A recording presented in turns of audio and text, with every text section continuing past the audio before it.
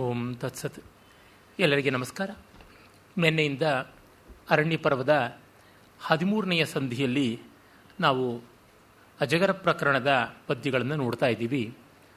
ಆ ಅಜಗರ ಅಂದರೆ ಹೆಬ್ಬಾವು, ಗೋನಸ ಅಂತ ಕೂಡ ಸಂಸ್ಕೃತದಲ್ಲಿ ಹೇಳ್ತೀವಿ. ಅಜಗರ, ಗೋನಸ ಎಲ್ಲ ಮಹಾಭಾರತದಲ್ಲಿ ಅಜಗರ ಉಪಪರ್ವ ಅಥವಾ ಅಜಾಗರೋಪಪರ್ವ ಅಂತೆಲ್ಲ ಹೇಳ್ತಾರೆ. ಇದೊಂದು ತುಂಬ ಸ್ವಾರಸ್ಯಕಾರಿಯಾದದ್ದು. ಇಲ್ಲಿ ಕಥಾಸ್ವಾರಸ್ಯ, ಅದಕ್ಕಿಂತ ಮಿಗಿಲಾಗಿ ರಸಸ್ವಾರಸ್ಯಕ್ಕಿಂತ ಹೆಚ್ಚಾಗಿ ತತ್ವವಿಚಾರ ಸ್ವಾರಸ್ಯವೇ ಇದೆ. ಅದು ಕೆಲವರಿಗಾದರೂ ಇಷ್ಟವಾದೀತು.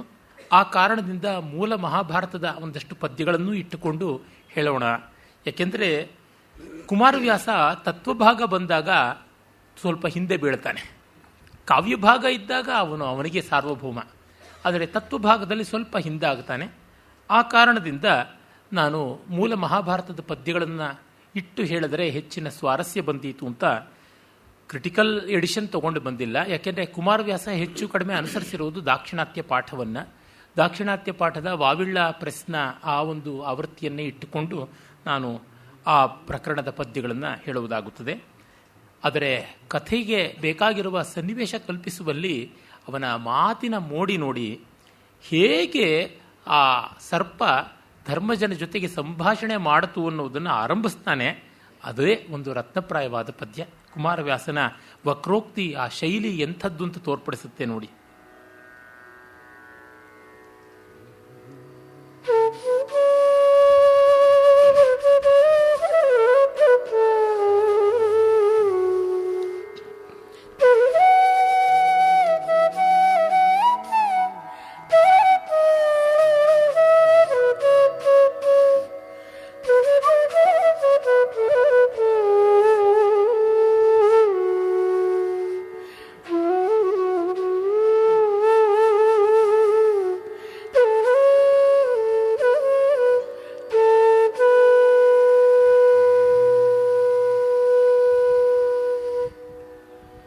ಕೇಳಿದನು ಫಣಿ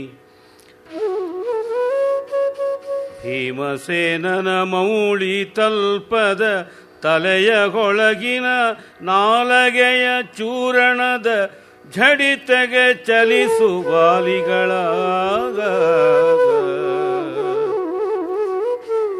ಭೀಮಸೇನನ ಮೌಳಿ ತಲ್ಪದ ತಲೆಯಗೊಳಗಿನ ನಾಲಗೆಯ ಚೂರಣದ ಝಡಿತೆಗೆ ಚಲಿಸುವಾಲಿಗಳ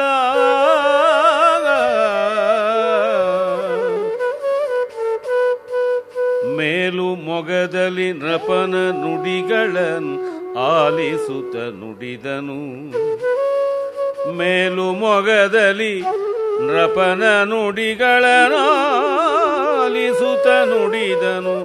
ಕರಾಳಾಭೀಳ ದಂಸ್ತಾಂತರ ವಿಸಂತಳ ಜಿಹ್ವೆಗಳ ಜಡಿದು ನುಡಿದನು. ಕರಾಳಾಭೀಳ ದಂಸ್ತಾಂತರ ವಿಸಂಸ್ಥಳ ಜಿಹ್ವೆಗಳ ಜಡಿದು ನುಡಿದನು.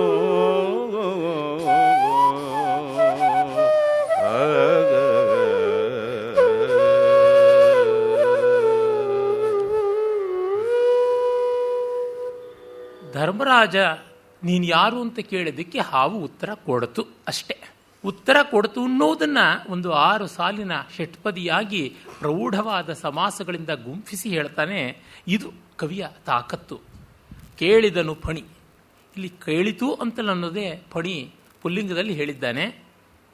ಯಾವ ರೀತಿಯಾಗಿ ಭೀಮಸೇನನ ಮೌಳಿತಲ್ಪದ ತಲೆಯ ಹೊಡಹಿನ ನಾಲಗೆಯ ಚೂರಣದ ಜಡಿತೆಗೆ ಚಲಿಸುವಾಲಿಗಳ. ಆ ಹಾವು ಸುತ್ತಕೊಂಡು ಭೀಮನ ಕೊರಳನ್ನು ಸುತ್ತಕೊಂಡು ತಲೆ ಮೇಲೆ ಇತ್ತು.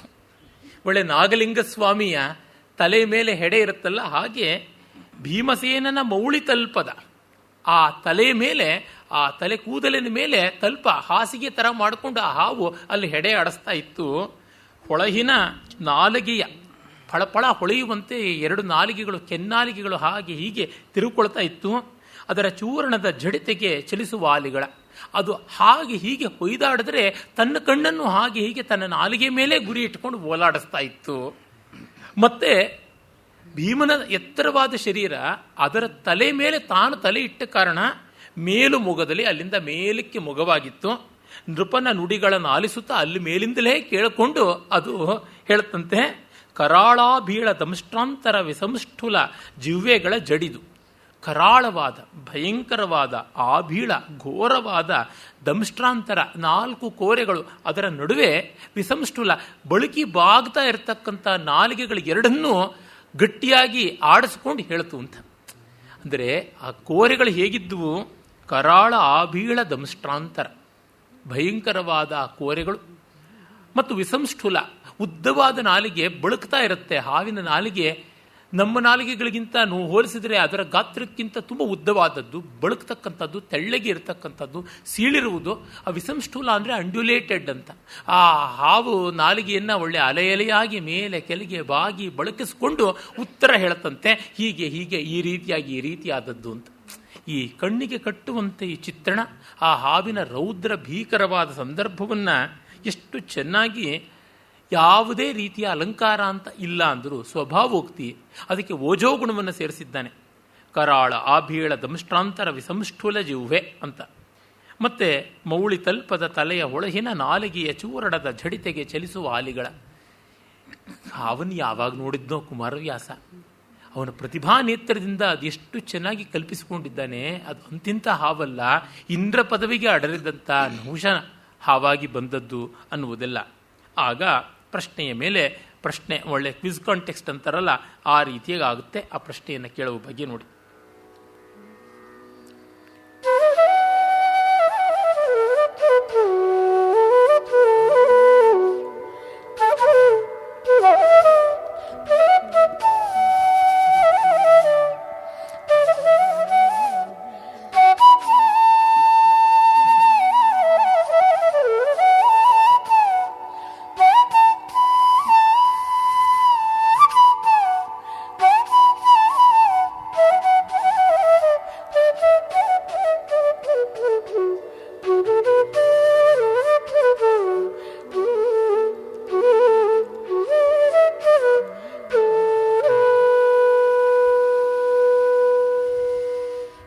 ಯಸವ ವಿಪ್ರರ ಮತಿಗೆ ಸಂಭಾವಿಸುವ ಧರ್ಮಸ್ಥಿತಿಯನ್ ಅಭಿವರ್ಣಿಸುವೆ ನಂದೈ ಭೂಪತಿಯೇ.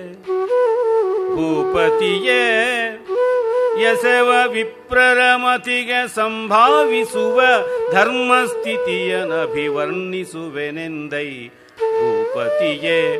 ಭೂದೇವ ಕುಲದೊಳಗೆ ಯಸವ ವಿಪ್ರನದಾರು, ಭೂದೇವ ಕುಲದೊಳಗೆ ಯಸವ ವಿಪ್ರನದಾರು ಪರಿಶೋಭಿಸುವುದೈ ಬ್ರಾಹ್ಮಣ್ಯ ಏತರ ದಸೆಯೊಳ್ ಇದನೇ ಮುನ್ನ ಹೇಳ್. ಯಸವ ವಿಪ್ರನದಾರು ಪರಿಶೋಭಿಸುವುದೈ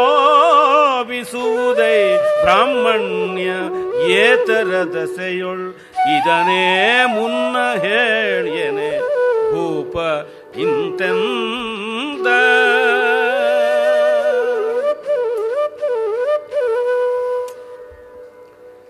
ಏನು ಉದಯ ರವಿಚಂದ್ರಕ್ಕೆ ಅದ್ಭುತವಾದ ರಾಗ. ಅವನಿಗೆ ಧರ್ಮರಾಜನಿಗೆ ಹೇಗೆ ಪ್ರಶ್ನೆಗಳನ್ನು ಕೇಳೋಕೆ ಬರುತ್ತೋ ಈ ಸರ್ಪೇಶ್ವರನಿಗೂ ಬರುತ್ತದೆ. ಏನಹನು ನಿನ್ನ ಗೀತನು, ನೀನಾರೇನು, ನಿನ್ನ ಅಭಿಧಾನವೇನು, ವಿಪ್ರನಸೂನುವೋ, ಕ್ಷತ್ರಿಯನೋ, ವೈಶ್ಯನೋ, ಶೂದ್ರ ಸಂಭವನೋ, ಏನು ನಿನಗೀ ವನಕ್ಕೆ ಬರವು, ನಿಧಾನವನು ಹೇಳು ಅಂತೆಲ್ಲ ಹಾವು ದೊಡ್ಡ ಕ್ವಿಜ್ ಮಾಡಿಬಿಡುತ್ತೆ. ನೀನು ಯಾರು, ನಿನ್ನ ಕುಲಗೋತ್ರ ಏನು ಅಂತ. ಆಗ ಸೋಮವಂಶದ ಪರಂಪರೆಗಳು ದಾಮಪಾಂಡು ಕ್ಷಿತಿಪಲಿಸಿದ ಆ ಮಹಿಷನ ಸುತ ಯುಧಿಷ್ಠಿರನೆಂಬ ಅವಿಧಾನ, ಭೀಮನೀತನು ಅಂತೆಲ್ಲವನ್ನೂ ಹೇಳ್ತಾನೆ. ಆಮೇಲೆ ಬೀತುದ ಕೇಳೈಶ್ವರ್ಯ ಮತ್ತೆಲ್ಲ ಕಥೆ ಹೇಳ್ತಾನೆ. ಕಪಟ ದ್ಯೂತದಿಂದ ನಾವಿಲ್ಲಿ ಹೀಗೆ ಬಂದಿದ್ದೀವಿ ಅಂತ ಹೇಳ್ತಾನೆ. ಆಮೇಲೆ ಆಯಿತು, ಅದೆಲ್ಲ ಇದ್ದರೂ ಆದೊಡೆ ಎಲೆ ಧರಣೀಶ ಧರ್ಮವನ್ನು ಆಧರಿಸುವೈ, ನೀನು ಧರ್ಮಕ್ಕೆ ಬದ್ಧ ಅಂತ ಗೊತ್ತಾಗ್ತಿದೆ. ವೇದ ಮಾರ್ಗವಲೇ ಸುಧರ್ಮದ ಸಾರ ಸಂಗತಿಯ ಕೈದು ಉಳ್ಳೊಡೆ ಕಾದು ನಿನ್ನಯ ಸೋದರರ ಬಿಡುವೆನು. ನಿನ್ನ ಹತ್ರ ಧರ್ಮದ ಆಯುಧ ಇದ್ದರೆ ಅದನ್ನು ಹಿಡ್ಕೊಂಡು ಯುದ್ಧ ಮಾಡು, ನಿನ್ನಯ ಸೋದರನ ಬಿಡುವೆನು. ಮನಃಪರಿಭೇದವನ್ನು ಬೆಸುಟು ಎನ್ನು ಧರ್ಮ ರಹಸ್ಯ ವಿಸ್ತರವ. ಹಾಗಾಗಿ ನಿನ್ನ ಮನಸ್ಸಿನಲ್ಲಿ ಯಾವ ಕಲ್ಮಶ ಇಲ್ಲದೆ, ಯಾವ ದ್ವಂದ್ವಗಳು ಇಲ್ಲದೆ ನಿನಗೆ ತಿಳಿದದ್ದನ್ನು ಉತ್ತರಿಸು ನನ್ನ ಪ್ರಶ್ನೆಗಳಿಗೆ ಅಂತಂದಾಗ ಧರ್ಮಸುತ ಉಸರಬಹುದೇ ಧರ್ಮತತ್ವ ಪ್ರಸರಣವು ಇದೇನೆಂದು ನೀ ಶಂಕಿಸಲು ವೇದ ಸ್ಮೃತಿ ಪುರಾಣ ತ್ರಾಣ ತುಟ್ಟಿಸದೆ ಎಸವ ವಿಪ್ರರ ಮತಿಗೆ ಸಂಭಾವಿಸುವ ಧರ್ಮವನ್ನು ಅರುಹುವೆನು. ನಾನೇನು ಬಹಳ ದೊಡ್ಡ ಧರ್ಮ ಹೇಳೋಲ್ಲ, ಯಾವುದು ಬ್ರಾಹ್ಮಣ್ಯವಾಗಿ ಬಂದಿದೆ ಅಂಥದ್ದು ನಾನು ತಿಳಿದದ್ದನ್ನು ಹೇಳ್ತೀನಿ ಅಂತ ನಹುಷಂಗಿ ವಿನಯದಲ್ಲಿ ಹೇಳಿದಾಗ ಇವನು ಕೇಳ್ತಾನೆ, ಹಾಗಿದ್ರೆ ನೀನು ಬ್ರಾಹ್ಮಣರ ಮೂಲಕ ಕೇಳಿದ್ದು ಅಂತೆಲ್ಲ, ಯಾರು ಬ್ರಾಹ್ಮಣ ಅದನ್ನು ಮೊದಲು ಹೇಳುವಂತ. ಅವನು ಉಚ್ಚೈರ್ಗತಿ ಜಗತಿ ಸಿದ್ಧ್ಯತಿ ಅಂತ ಯಾವ ಭೋಜ ಚಂಪು ರಾಮಾಯಣದಲ್ಲಿ ಹೇಳ್ತಾನೆ, ಉಚ್ಚೈರ್ಗತಿರ್ ಜಗತಿ ಸಿದ್ಧ್ಯತಿ ಧರ್ಮತಶ್ಚೇತ್ ತಸ್ಯ ಪ್ರಮಾಚ ವಚನ ಕೃತಕೈತರೇಶ್ಚೈತ್. ಇನ್ನು ಈ ಜಗತ್ತಲ್ಲಿ ಅತ್ಯುಚ್ಚವಾದ ಗತಿ ಬರೋದು ಧರ್ಮದಿಂದ ಅಂತ ಆದರೆ, ಆ ಧರ್ಮಕ್ಕೆ ಆಧಾರ ವೇದಗಳು ಅಂತ ಆದರೆ, ಮತ್ತೆ ಈ ವೇದಗಳು ಬ್ರಾಹ್ಮಣರ ಅಧೀನ ಅಂತ ಆದರೆ, ಮಂತ್ರಾಧೀನಂತೂ ದೈವತಂ ಬ್ರಾಹ್ಮಣಾಧೀನ ತಸ್ಮಾತ್ ಬ್ರಾಹ್ಮಣೋ ಮಮ ದೈವತಂ ಅಂತೆಲ್ಲ ಶ್ಲೋಕ ಉಂಟು. ಹೀಗೆ ಇರುವುದಾದರೆ ತಾನಂತರ ನಿಪತೇತ್ ಕೊನುಮತ್ ಪ್ರಣಾಮ, ಹಾಗಾಗಿ ಬ್ರಾಹ್ಮಣರ ಬಿಟ್ಟರೆ ನಾನು ನಮಸ್ಕಾರ ಇನ್ನೆಲ್ಲಿ ಸಲ್ಲಬೇಕು ಅಂತ ಕೇಳ್ತಾನೆ. ಇದೆಲ್ಲ ಜಾತಿವಾದದ್ದು, ಬ್ರಾಹ್ಮಣರು ತಾವು ಬರ್ಕೊಂಡಿರ್ತಕ್ಕಂಥದ್ದು, ಲೋಕ ವಂಚನೆಗೆ ಮಾಡಿಕೊಂಡದ್ದು ಅಂತೆಲ್ಲ ಬೇಕಾದಷ್ಟು ಅದಕ್ಕೆ ಪ್ರತ್ಯಾಕ್ಷೇಪಗಳು ಉಂಟು. ಆದರೆ ಇವನು ಬ್ರಾಹ್ಮಣರು ಹೇಳಿದ ಧರ್ಮ ಅಂತ ನೀನಂದೆಲ್ಲ, ಮೊದಲು ಬ್ರಾಹ್ಮಣ ಯಾರು ಅಂತ ಹೇಳು ಅಂತ ಬಹಳ ಮಾರ್ಮಿಕವಾಗಿ ಶುರು ಮಾಡ್ಕೋತಾನೆ. ನಾನು ಹಾಗೆಲ್ಲ ಕಣ್ಮುಚ್ಕೊಂಡು ಒಪ್ಪೋದಿಲ್ಲ, ಯಾರು ಹೇಳಿದ್ರು ಬ್ರಾಹ್ಮಣ ಅನ್ನೋದಕ್ಕೆ ಡೆಫಿನೇಷನ್ ಕೊಡು, ಆಮೇಲೆ ಧರ್ಮ ಗಿರ್ಮ ಎಲ್ಲ ನೋಡೋಣ ಅಂತಂತಾನೆಲ್ಲ. ಯಸವ ವಿಪ್ರರ ಮತಿಗೆ ಸಂಭಾವಿಸುವ ಧರ್ಮಸ್ಥಿತಿಯನ್ನು ಅಭಿವರ್ಣಿಸುವೆನೋ ಎಂದೈ ಭೂಪತಿ. ಬ್ರಾಹ್ಮಣರಿಗೆ ಒಪ್ಪಿಗೆ ಆಗತಕ್ಕಂಥದ್ದು ಯಾವುದಿದೆ ಅದು ನಾನು ಕೇಳಿದ್ದೀನಿ, ಅದನ್ನು ನಾನು ಹೇಳ್ತೀನಿ ಅಂತೀಯಲ್ಲ. ಭೂದೇವ ಕುಲದೊಳಗೆ ಯಸವ ವಿಪ್ರನದಾರು, ಬ್ರಾಹ್ಮಣರು ಅಂತ ಹೇಳ್ಕೊಳ್ತಕ್ಕಂಥ ಜಾತಿನಲ್ಲಿ ನಿಜವಾದ ಬ್ರಾಹ್ಮಣ ಅಂದರೆ ಯಾರು? ಪರಿಶೋಭಿಸುವುದೈ ಬ್ರಾಹ್ಮಣ್ಯವು ಏತರ ದೆಸೆಯೋಳು. ಬ್ರಾಹ್ಮ ಅನ್ನುವುದು, ವಿಪ್ರತ್ವ ಅನ್ನೋದು ಯಾವ ರೀತಿ ಶೋಭಿಸುತ್ತದೆ ಮೊದಲು ಅದನ್ನು ಹೇಳುವಂತ. ನಮ್ಮಲ್ಲಿ ದ್ರವ್ಯ ಪರಿಶುದ್ಧಿ ಅಂತ ಹೇಳ್ತೀವಿ. ಯಾವುದೇ ಕೆಲಸ ಮಾಡೋದಕ್ಕೆ ಮುಂಚೆ ಅದಕ್ಕೆ ಬಳಸ್ತಕ್ಕಂಥ ಸಾಧನ ಸಲಕರಣೆಗಳ ಪರಿಶುದ್ಧಿ ಆಗಬೇಕು. ದೇವಸ್ಥಾನಗಳಲ್ಲಿ ಆಗಮಾದಿಗಳಲ್ಲಿ ಎಲ್ಲ ಪಾತ್ರ ಪರಿಶುದ್ಧಿ ಅಂತ ಅಲ್ಲಿಂದ ಶುರು ಮಾಡ್ತಾರೆ. ದೇವರಿಗೆ ಉಪಚಾರಗಳನ್ನು ಮಾಡಬೇಕು, ಅರ್ಘ್ಯಾದಿಗಳು ಕೊಡಬೇಕು, ಅಭಿಷೇಕಾದಿಗಳನ್ನು ಮಾಡಬೇಕು, ನೈವೇದ್ಯಾದಿಗಳನ್ನು ಮಾಡಬೇಕು ಅಂದರೆ ಅದಕ್ಕೆ ಬೇಕಾಗಿರೋ ಪಾತ್ರ ಪರಿಶುದ್ಧಿ. ಅದೆಲ್ಲದಕ್ಕಿಂತ ಮೊದಲು ಕರ್ತೃವಾದ ನನಗೆ ಪರಿಶುದ್ಧಿ ಅಂತ. ಹಾಗಾಗಿಯೇ ನಾವು ಮಂತ್ರಸ್ನಾನಾದಿಗಳನ್ನು ಮಾಡಿಕೊಳ್ತೀವಿ. ಅಪೋಹಿಷ್ಟಾಮಯೋ ಭುವಸ್ನಾನ ಊರ್ಜೆ ದದಾತನ ಅಂತೆಲ್ಲ ಹೇಳ್ತೀವಿ. ಅಪವಿತ್ರ ಪವಿತ್ರೋವ ಸರ್ವಾವಸ್ಥಾಂ ಗತೋಪಿವ ಯಸ್ಮರೇತ್ ಪುಂಡರೀಕಾಕ್ಷಂ ಸಬಾಹ್ಯಾಭ್ಯಂತರ ಶುಚಿ ಅಂತ ಹೇಳ್ಕೊಳ್ತೀವಿ. ಹೀಗೆ ಒಂದೊಂದು ಹೆಜ್ಜೆಗೂ ಶುದ್ಧಿ ಮಾಡ್ಕೊಂಡು ಬರಬೇಕು. ಡಾಕ್ಟ್ರುಗಳು ಆಪರೇಷನ್ ಮಾಡೋಕ್ಕೆ ಮುಂಚೆ ತಾವೇ ಸ್ಟರ್ಲೈಸ್ ಆಗಿ ಬರ್ತಾರಲ್ಲ, ಅವರೇ ಶುಭ್ರವಾಗಿ ಹಬೆನಲ್ಲಿ ಬೇಯಿಸಿಟ್ಟಿರತಕ್ಕಂಥ ಬಟ್ಟೆಗಳನ್ನು ಹಾಕ್ಕೊಂಡು, ಸ್ಟರ್ಲೈಸ್ಡ್ ಕಾಟನ್ ಇಟ್ಕೊಂಡು, ಗ್ಲೌಸ್ಗಳನ್ನು ಹಾಕ್ಕೊಂಡು, ಸರ್ಜಿಕಲ್ ಗ್ಲೌಸು ಅದು ಇದು ಅಂತೆಲ್ಲ ಕೇಳಿದ್ದೀವಿ. ಹಾಗೆ ಮಾಡಿಕೊಂಡು ಬರಬೇಕು. ಈ ದ್ರವ್ಯ ಶುದ್ಧಿ ಇಲ್ಲದೆ ಯಾವುದೂ ಸಾಧ್ಯವಿಲ್ಲ. ಮತ್ತು ಪರಿಭಾಷೆ ಹಾಗೂ ಬೇಕಾಗಿರ್ತಕ್ಕಂಥ ಸಂಜ್ಞೆಗಳು, ಸಂಜ್ಞಾ ಅಂದರೆ ಟರ್ಮಿನಾಲಜಿ, ಪರಿಭಾಷಾ ಅಂದರೆ ಟೆಕ್ನಿಕಲ್ ಟರ್ಮಿನಾಲಜಿ, ಇವು ಯಾವುದು ಅಂತ ನಿರ್ದಿಷ್ಟವಾಗಿ ತಿಳ್ಕೊಳ್ಳದೆ ಯಾವ ಶಾಸ್ತ್ರ ಚಿಂತನೆಯೂ ಸಾಧ್ಯ ಇಲ್ಲ. ಹಾಗಾಗಿ ನಮ್ಮ ಪ್ರಾಚೀನ ಶಾಸ್ತ್ರಗಳಲ್ಲಿ ಎಲ್ಲಿ ನೋಡಿದ್ರು, ಅರ್ವಾಚೀನ ಶಾಸ್ತ್ರಗಳಲ್ಲಿ ಕೂಡ what are the technical terms involved and what are the abbreviations, ಇದೆಲ್ಲವನ್ನು ಮೊದಲಿಗೆ ಕೊಡಲೇಬೇಕಾಗುತ್ತದಲ್ಲ. ಹಾಗೆ ಇವರು ಎಲ್ಲ ಏನು ಅನ್ನೋದನ್ನು ತಿಳಿಸಬೇಕು ಅಂದರೆ ಮೊದಲು ಬ್ರಾಹ್ಮಣ್ಯದ ಲಕ್ಷಣವನ್ನು ಹೇಳು ಅಂತ ಕೇಳ್ತಾನೆ. ಅದೇ ಮೂಲದಲ್ಲಿ ಬರ್ತದೆ. ಧರ್ಮರಾಜ ಹೇಳ್ತಾನೆ, ಬ್ರೂಹಿ ಸರ್ಪ ಯಥಾ ಕಾಮಂ ಪ್ರತಿವಕ್ಷ್ಯಾಮಿ ತೇ ವಚಃ ಅಪಿಚೇತ್ ಚಕ್ನುಯಾಂ ಪ್ರೀತಿಂ ಅರ್ಹತು ಆಹರ್ತುಂ ತೇ ಭುಜಂಗಮ ವೇದ್ಯಂತು ಬ್ರಾಹ್ಮಣೇ ನೇಹ ತದ್ಭವಾನ್ ವೇತ್ತಿ ಕೇವಲಂ ಸರ್ಪರಾಜಹಿ ತಚ್ಛ್ರುತ್ವ ಪ್ರತಿವಕ್ಷ್ಯಾಮಿ ತೇ ವಚಃ. ಅದಕ್ಕೆ ಸರ್ಪ, ಬ್ರಾಹ್ಮಣಕ್ಕೋ ಭವೇದ್ರಾಜನ್ ವೇದ್ಯಂ ಕಿಂಚ ಯುಧಿಷ್ಠಿರ ಬ್ರವೀಹ್ಯತಿ ಮತಿಂ ತ್ವಾಂ ಹಿ ವಾಕ್ಯೈ ಅನುಮಿನೋಮಿತೆ.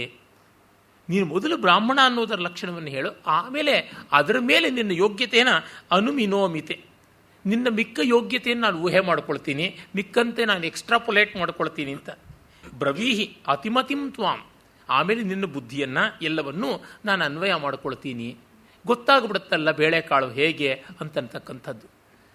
ಎಷ್ಟೋ ಬಾರಿ ಸಂಗೀತಗಾರರಿಗೆ ಅವರ ಶಕ್ತಿ ಅಶಕ್ತಿ ಏನು ಅಂತ ತಿಳ್ಕೊಳ್ಬೇಕು ಅನ್ನೋ ಪರೀಕ್ಷಾ ಬುದ್ಧಿ, ದುಷ್ಟ ಬುದ್ಧಿ ಪರೀಕ್ಷೆ ಮಾಡುವ ಬುದ್ಧಿ ಯಾವತ್ತು ಬಂತು ಅಂತಂದರೆ, ಸಾಮಾನ್ಯವಾಗಿ ನಾನು ಭಾಷಾಂಗ ರಾಗಗಳನ್ನು ಹಾಡಿ ಅಂತೀನಿ.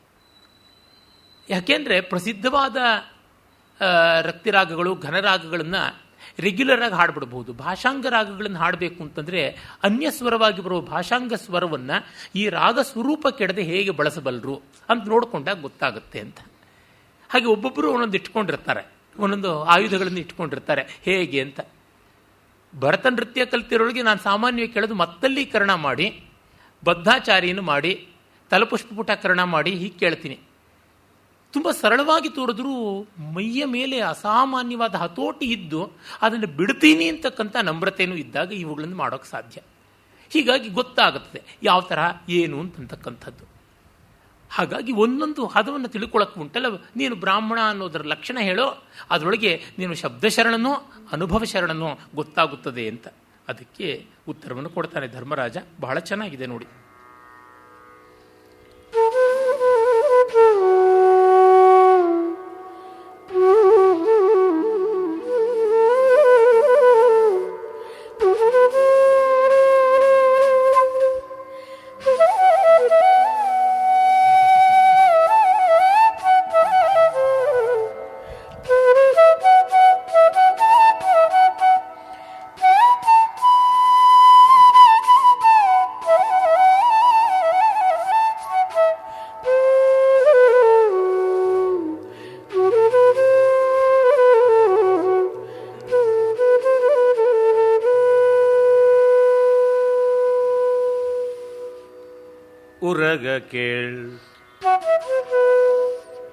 ಉರಗ ಕೇಳ್ ಪಿತೃ ಮಾತೃ ವಂಶೋತ್ಕರ ವಿಶುದ್ಧ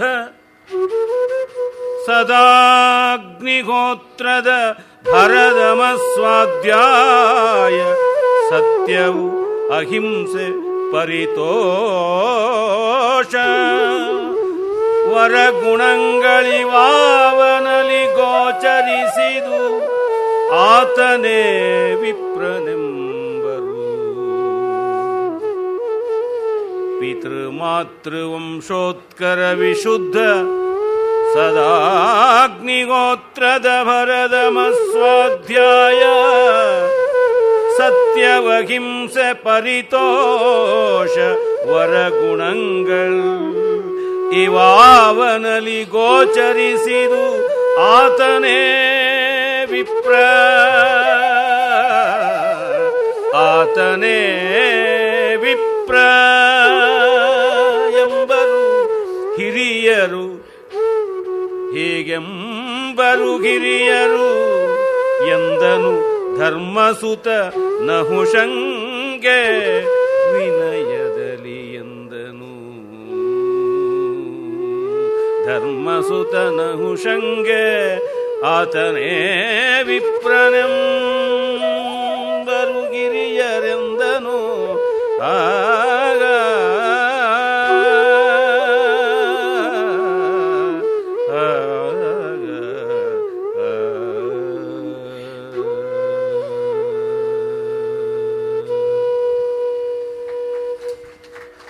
ರೇವತಿ ರಾಗದಲ್ಲಿ ವೈದಿಕವಾಗಿ ಹಾಡಿಬಿಟ್ರು. ಉತ್ತರ ಕೊಡ್ತಾ ಇದ್ದಾನೆ. ಊರಗ ಕೇಳ್ ಆ ಸರ್ಪೇಶ್ವರನಿಗೆ ಹೇಳ್ತಾನೆ, ಪಿತೃಮಾತ್ರ ವಂಶೋತ್ಕರ ವಿಶುದ್ಧ ಸದಾಗ್ನಿಹೋತ್ರದ ಭರದ ಸ್ವಾಧ್ಯಾಯ ಸತ್ಯ ಅಹಿಂಸೆ ಪರಿತೋಷ ವರಗುಣಗಳು ಆವನಲ್ಲಿ ಗೋಚರಿಸಿದರೆ ಆತನೇ ವಿಪ್ರ ಅಂತ. ಇಲ್ಲಿ ಕುಮಾರವ್ಯಾಸ ಒಂದು ಎಡವಟ್ಟು ಮಾಡ್ದ. ಪಿತೃಮಾತ್ರ ವಂಶೋತ್ಕರ ವಿಶುದ್ಧ ಅಂತಂದುಬಿಟ್ಟ. ಹೀಗಾಗಿ ತಾನು ಹೇಳೋಕೆ ಹೊರಟಿದ್ದಕ್ಕೆ ಅಡ್ಡ ಆಗುವಂತೆ ಮೊದಲು ಹೇಳಿದ್ದಾನೆ. ಅದು ಮೂಲದಲ್ಲಿ ಇಲ್ಲ. ಬ್ರಾಹ್ಮಣಕ್ಕೋ ಭವೇದ್ರಾಜನ್ ವೇದ್ಯಂ ಕಿಂಚ ಯುಧಿಷ್ಠಿರ ಬ್ರವೀಹಿ ಅಂತಂದಾಗ ಬ್ರಾಹ್ಮಣ ಯಾರು ತಿಳಿಯಬೇಕಾದದ್ದು ಏನು ಅಂತಂದರೆ, ಇವಳು ತಂದೆ ತಾಯಿಯ ಕುಲದಿಂದ ಬ್ರಾಹ್ಮಣ್ಯ ಬರಬೇಕು ಅಂತ ಹೇಳಿ ಮುಂದೆ ಅದು ಇಲ್ಲ ಅಂತಲೂ ಅಂದುಬಿಡ್ತಾನೆ. ಇದು ವದತೋ ವ್ಯಾಘಾತ. ನಾನು ಅದಕ್ಕೆ ಹೇಳಿದ್ದು, ತತ್ವಭಾಗ ಬಂದಾಗ ಕುಮಾರವ್ಯಾಸ ಎಡವುತ್ತಾನೆ. ಪಂಪ ತತ್ವಭಾಗ ಮುಟ್ಟೋದೇ ಇಲ್ಲ. ಒಟ್ಟಿನಲ್ಲಿ ಕನ್ನಡದ ಕವಿಗಳಿಗೆ ತತ್ವಭಾಗದ ಕೊರತೆ ತುಂಬ ಇದೆ. ಏನು ಮಾಡೋಣ? ಒಬ್ಬ ಕಾಳಿದಾಸ ಎಂದು ಈ ಥರ ತಪ್ಪು ಮಾಡೋದಿಲ್ಲ. ಆ ಮಾತ್ರಕ್ಕೆ ಬಂದರೆ ಮಾಘ, ಭಾರವಿ ಮೊದಲಾದವರು, ಶ್ರೀಹರ್ಷ ಕಾವ್ಯದೃಷ್ಟಿಯಿಂದ ಅಂತ ಉತ್ತಮರು ಅಲ್ಲದೇ ಇದ್ದರು, ಪಾಂಡಿತ್ಯದಿಂದ ದೊಡ್ಡವರಾದರೂ ಅವರಲ್ಲಿ ತತ್ವಭಾಗದಲ್ಲಿ ಇಂಥ ವಿರೋಧ ಬರೋದಿಲ್ಲ. ಅಂದರೆ ಕನ್ನಡದ ಕವಿಗಳಲ್ಲಿ ತುಂಬ ಜನರಲ್ಲಿ ಬರುತ್ತದೆ. ಆ ಥರ ಒಂದು ತತ್ವಶುದ್ಧಿಯನ್ನು ಕಾಣುವುದು ಅಂತಾದರೆ ಡಿ ವಿ ಜಿಯವರಲ್ಲೇನೆ. ಅಂದರೆ ಡಿ ವಿ ಜಿಯವರು ಮಹಾಕಾವ್ಯ ಅನ್ನುವಂಥ ರೀತಿಯಲ್ಲಿ ಯಾವುದೂ ಬರೀಲಿಲ್ಲ. ಆದರೆ ತತ್ವದ ಪ್ರಸ್ತಾವ ಬರದೇ ಇದ್ದಂಥ ಜಾಗದಲ್ಲಿ ಚೆನ್ನಾಗಿದೆ. ಉದಾಹರಣೆಗೆ ಗೋವಿಂದ ಪಯ್ಯಗಳು ತುಂಬ ಸೊಗಸಾಗಿ ಬರೀತಾರೆ. ಪುತಿನ ಅವರಿಗೆ ತತ್ವಭಾಗದಲ್ಲಿ ದೌರ್ಬಲ್ಯ ಬಂದುಬಿಡುತ್ತೆ. ಕುವೆಂಪು ಅವರಿಗೆ ಇನ್ನೂ ದೌರ್ಬಲ್ಯ ಬಂದುಬಿಡುತ್ತೆ. ತುಂಬ ರೊಮ್ಯಾಂಟಿಕ್ ಆಗಿಬಿಡುತ್ತಾರೆ ತತ್ವಭಾಗಕ್ಕೆ ಬಂದಾಗ. ಏನೋ ಡೆಮಾಕ್ರಸಿನ, ಏನೋ ಒಂದು ಮಿಸ್ಟಿಸಮನ್ನು ಎಲ್ಲ ತಂದುಬಿಡ್ತಾರೆ. ಇನ್ನು ಹರಿಹರ ರಾಘವಾಂಕಾದಿಗಳೆಲ್ಲ ಕೋಲಾಹಲ ಗಲಾಟೆ ಮಾಡಿಬಿಡ್ತಾರೆ. ಇನ್ನು ಜೈನ ಕವಿಗಳಲ್ಲಂತೂ ಕೇಳಬೇಕಾಗಿಲ್ಲ, ಶ್ರದ್ಧಾ ಜಾಡ್ಯ ತುಂಬಿ ತುಳುಕಾಡಿಬಿಡುತ್ತೆ. ಹಾಗಾಗಿ ಕನ್ನಡದ ಈ ತತ್ವ ದಾರಿದ್ರ್ಯ ಈ ಹೊತ್ತಿನ ಕನ್ನಡಿಗರ ವಿಚಾರ ದಾರಿದ್ರ್ಯಕ್ಕೂ ಕಾರಣವಾ ಅಂತ ನನಗೆ ಎಷ್ಟೋ ಬಾರಿ ಅನಿಸ್ಬಿಟ್ಟಿದೆ. ತೆಲುಗಿನಲ್ಲಿ ತತ್ವ ದಾರಿದ್ರ್ಯ ಈ ಮಟ್ಟಕ್ಕಿಲ್ಲವಾದರೂ ತತ್ವದ ಪ್ರಕಾಶವೂ ಕಾಣಿಸೋಲ್ಲ. ತಮಿಳಿನಲ್ಲೂ ಶಂಭೋ ಶಂಕರ ಹಾಗೆ ಪ್ರಯೋಜನಕ್ಕೆ ಇಲ್ಲ. ಮಲಯಾಳದಲ್ಲಿ ಸ್ವಲ್ಪ ಪರವಾಗಿಲ್ಲ. ಮತ್ತು ಹಿಂದಿ ಭಾಷೆಯಲ್ಲಿ ಹೆಚ್ಚು ಕಡಿಮೆ ಜಾರತ್ತೆ. ಕಡೆಗೆ ಸಂಸ್ಕೃತವೇ ಶರಣ್ಯ ಅನಿಸುತ್ತೆ. ನಾನು ಆ ಭಾಷೆ ಮೇಲಿನ ವ್ಯಾಮೋಹದಿಂದಲೋ ದುರಭಿಮಾನದಿಂದಲೋ ಹೇಳ್ತಾ ಇಲ್ಲ, ಎಲ್ಲವನ್ನ ಮೂಲದಲ್ಲಿ ಕಂಡ ಕಾರಣದಿಂದ ಹೇಳ್ತಾ ಇದ್ದೀನಿ. ಕುಮಾರವ್ಯಾಸನಂಥ ಶ್ರೇಷ್ಠ ಕವಿ ಕೂಡ ಇಲ್ಲಿ ಹೀಗೆ ವದತೋ ವ್ಯಾಘಾತ ಹೇಳ್ತಲೇ ತಪ್ಪು ಮಾಡಿಬಿಡ್ತಾನೆ. ನೋಡಿ, ಅದೇ ಮೂಲದಲ್ಲಿ ವ್ಯಾಸರು ಹೇಗೆ ಹೇಳ್ತಾರೆ, ಸತ್ಯಂತಾನಂ ಕ್ಷಮಾಶೀಲಂ ಆಂಧ್ರಶಂಸ್ಯಂ ತಪೋಘೃಣ ದೃಶ್ಯಂತೆ ಯತ್ರ ನಾಗೇಂದ್ರ ಸ ಬ್ರಾಹ್ಮಣ ಇತಿ ಸ್ಮೃತಃ. ಯಾರಲ್ಲಿ ಸತ್ಯ, ದಾನ, ಕ್ಷಮೆ, ಶೀಲ, ಉದಾರತೆ, ತಪಸ್ಸು, ದಯೆ ಇವುಗಳಿವೆಯೋ ಅವನು ಬ್ರಾಹ್ಮಣ ಅಂತ. ಎಲ್ಲಿ ಪಿತೃಮಾತೃ ವಂಶ ಇತ್ಯಾದಿಗಳು ಯಾವುದೂ ಇಲ್ಲ. ಅಂದರೆ ಕುಮಾರವ್ಯಾಸನ ಕಾಲದೊತ್ತಿಗೇನೆ ಇಷ್ಟು ನಿರ್ಮಲವಾದ ವ್ಯಾಸ ದರ್ಶನವನ್ನು ಹೀಗೆ ಕೊಚ್ಚೆ ಮಾಡಿಬಿಡಬೇಕು ಅನ್ನೋ ಕಲ್ಪನೆ ಬಂದಿತ್ತು. ಕುಮಾರವ್ಯಾಸನಿಗೂ ಹೊಟ್ಟೆ ಯಾವುದು, ಕಾಳು ಯಾವುದು, ಜಳ್ಳಿ ಯಾವುದು, ಹೋಳಿ ಯಾವುದು ಅಂತ ತಿಳ್ಕೊಳ್ಳೋಕ್ಕಾಗದೆ ಆಯಿತು ಅಂತಂದರೆ ಭ್ರಮೆ ಯಾವ ರೀತಿಯಾಗಿದೆ ಅಂತ ಗೊತ್ತಾಗುತ್ತದೆ. ಮುಂದೆ ಹೇಳ್ತಾನೆ, ಅರೆ ಇಲ್ಲಿ ಆರಂಭದಲ್ಲೇನೆ ಪಾಯಸ ಬಡಿಸೋ ಜಾಗದಲ್ಲಿ ತಂದಿಟ್ಬಿಟ್ನಲ್ಲ ಬೇರೆ ಯಾವುದನ್ನು ಚರಂಡಿ ನೀರು ಅಂತ ಅನಿಸ್ಬಿಡುತ್ತೆ. ಮುಂದೆ ಹೇಳ್ತಾನೆ ವಿಶುದ್ಧ ಅಗ್ನಿಹೋತ್ರ. ಈ ಅಗ್ನಿಹೋತ್ರದ ಬಗ್ಗೆ ಯಾಕಿದೆ? ಅಗ್ನಿಹೋತ್ರ ಒಂದು ರಿಚುವಲ್, ಅದು ವಿಶೇಷ ಧರ್ಮ. ಇಲ್ಲಿ ನೋಡಿ, ಸತ್ಯ, ದಾನ, ಕ್ಷಮೆ, ಶೀಲ, ಆಂಧ್ರಶಂಸ್ಯ, ತಪಸ್ಸು, ಘೃಣ ಅನ್ನುವಲ್ಲಿ ಇವೆಲ್ಲ ಕೂಡ ಸಾಮಾನ್ಯ ಧರ್ಮಗಳಾಗಿವೆ. ಸಾಮಾನ್ಯ ಧರ್ಮದ ಜಾಗದಲ್ಲಿ ವಿಶೇಷ ಧರ್ಮ ಇಟ್ಟು ಯಾವ ಥರ ಮಾಡಿದ್ದಾನೆ ಅಂತಂದರೆ, ಒಂದು ಲೋಟನ ಹಂಡೇನಲ್ಲಿಡೋದು ಹೇಗಿದೆ, ಹಂಡೇನ ಲೋಟದಲ್ಲಿಡುತ್ತೆ ನಿಂತು ಹೋಗೋದು ಹೇಗಿದೆ, ಇದು ನೀವು ಮಾಡಿರತಕ್ಕಂಥ ವಿವೇಕ. ಸ್ವಾಧ್ಯಾಯವು ವಿಶೇಷ ಧರ್ಮ. ಸತ್ಯ, ಅಹಿಂಸೆ, ಪರಿತೋಷ, ವರಗುಣಗಳು ಆವನಲಿ ಇದು ಯುಕ್ತವಾಗಿದೆ. ಪರಿತೋಷ, ತೃಪ್ತಿ ಅನ್ನುವಂಥ ಗುಣ ಇವುಗಳೆಲ್ಲ ಇರಬೇಕು. ಅದಿದ್ದವನು ಗೋಚರಿಸಿದರೆ ಆತನೇ ವಿಪ್ರನೆಂಬರು ಹಿರಿಯರೆಂದನು ಧರ್ಮ ಸುತ ನಹುಷಂಗೆ ವಿನಯದಲ್ಲಿ ಹೇಳಿಬಿಟ್ಟ. ಕುಮಾರವ್ಯಾಸನ ಧರ್ಮರಾಜ ಬಹಳ ಪೆದ್ದು, ವ್ಯಾಸರ ಧರ್ಮರಾಜ ಸ್ವಲ್ಪ ಮೇಲು ಅಂತ ಅನಿಸುತ್ತೆ. ಆಮೇಲೆ ನೋಡಿ, ಅದಕ್ಕೆ ಇನ್ನೊಂದಿಷ್ಟು ವಿವರಣೆಯನ್ನು ಕೊಡ್ತಾನೆ ಪ್ರಶ್ನೆ ಮೇಲೆ ಪ್ರಶ್ನೆ ಕೇಳಿದ್ದಕ್ಕೆ.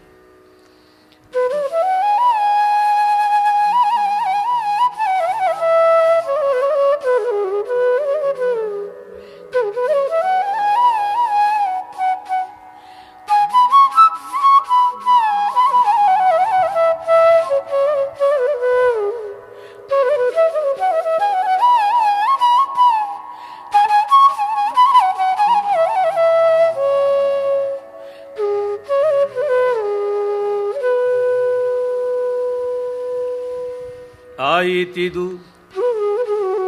ಮತವಾವುದೈ ಸ್ವಾಧ್ಯಾಯವೆಂಬುದೇನು, ಆಯಿತಿದು ಮತವಾವುದೈ ಸ್ವಾಧ್ಯಾಯವೆಂಬುದೇನು, ಸತ್ಯದ ಕಾಯವಾವುದು ಅಹಿಂಸೆ ಪರಿತೋಷಗಳಿಂದೇನು, ಅಹಿಂಸೆ ಪರಿತೋಷಗಳಿಂದ ಅದೇನು. ರಾಯ ಹೇಳ್ ಇವರರಿವ ನಿಜ ಗುಣದಾಯತವನೆನೆ, ರಾಯ ಹೇಳ್ ಇವರರಿವ ನಿಜ ಗುಣದಾಯತವನೆ, ಇವರರಿವ ನಿಜ ಗುಣದಾಯತವನೆನೆ ಧರ್ಮವತಿ ರಮಣೀಯ, ಧರ್ಮವತಿ ರಮಣೀಯವೆನೆ ನಹುಷಂಗೆ ವಿವರಿಸಿದನು ಮಹೀಪಾಲ, ನಹುಷಂಗೆ ವಿವರಿಸಿದನು ಮಹೀಪಾಲ.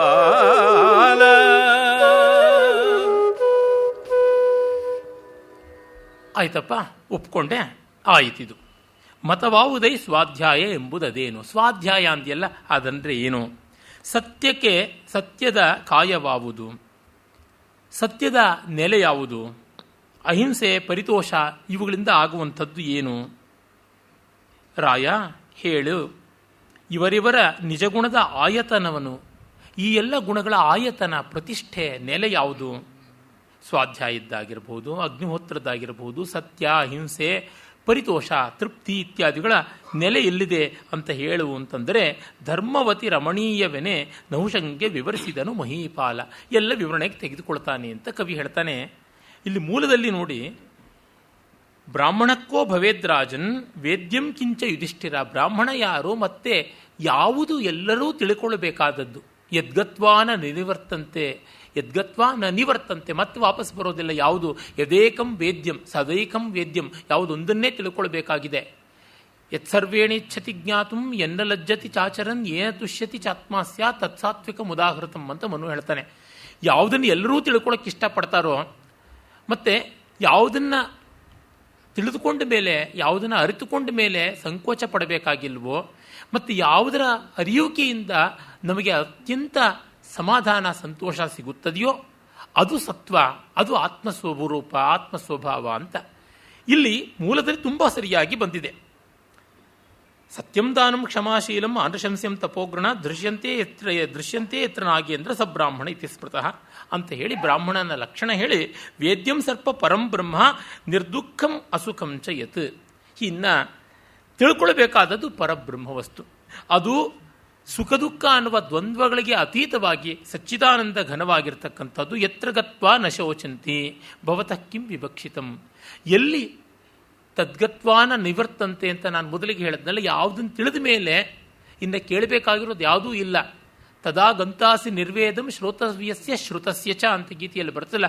ಕೇಳಬೇಕಾದದ್ದು ಏನೂ ಇಲ್ಲ, ಹೇಳಬೇಕಾದದ್ದು ಏನೂ ಇಲ್ಲ ಅಂತ ಸಂಪೂರ್ಣತೆ ಬಂತು ಅಂತನ್ನುವ ಮಾತನ್ನು ಹೇಳ್ತದೆ. ಅಂದರೆ ಬ್ರಹ್ಮಣ ಇದಂ ಬ್ರಾಹ್ಮಣಂ ಅಥವಾ ಬ್ರಹ್ಮಣ ಅಯಂ ಬ್ರಾಹ್ಮಣ ಅಂತ ಬ್ರಾಹ್ಮಣನ ಲಕ್ಷಣ ಹೇಗೋ ಹಾಗೆ ಬ್ರಹ್ಮದ ಸ್ವಭಾವ ಯಾವುದು ಮತ್ತು ಬ್ರಹ್ಮವೊಂದೇ ನಮಗೆ ಆತ್ಯಂತಿಕವಾಗಿ ಆಪ್ಯವಾದದ್ದು, ಸ್ವೀಕಾರ್ಯವಾದದ್ದು, ಪ್ರಾಪ್ಯವಾದದ್ದು, ಜ್ಞೇಯವಾದದ್ದು, ಅನುಭವ್ಯವಾದದ್ದು ಅಂಥದ್ದೇ ಅಂತನ್ನುವುದನ್ನು ಮೂಲ ಸ್ಪಷ್ಟವಾಗಿ ಮಾಡಿದೆ. ಕುಮಾರವ್ಯಾಸ ನಾನು ಮೊದಲೇ ಹೇಳಿದಂತೆ ಜಾರಿದ್ದಾನೆ.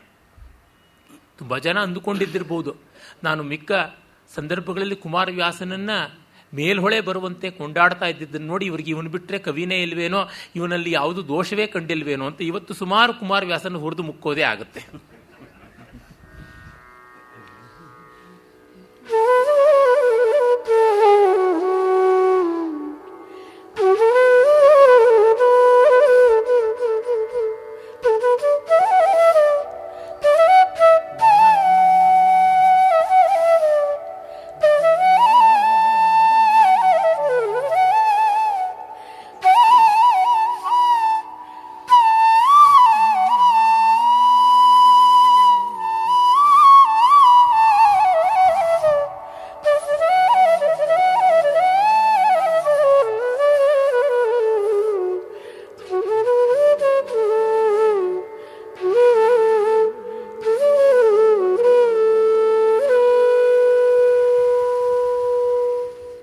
ನಿಯತವಿ ಶ್ರೋತ್ರಾದಿ ಪಂಚೇಂದ್ರಿಯದ ನಿಗ್ರಹ ದಮವೆನಿಪುದು ಭಯವನ್ ಅನಿತರಿ ಆಚರಿಸದಿಹುದೇ ಅಹಿಂಸೆ ಕಣ.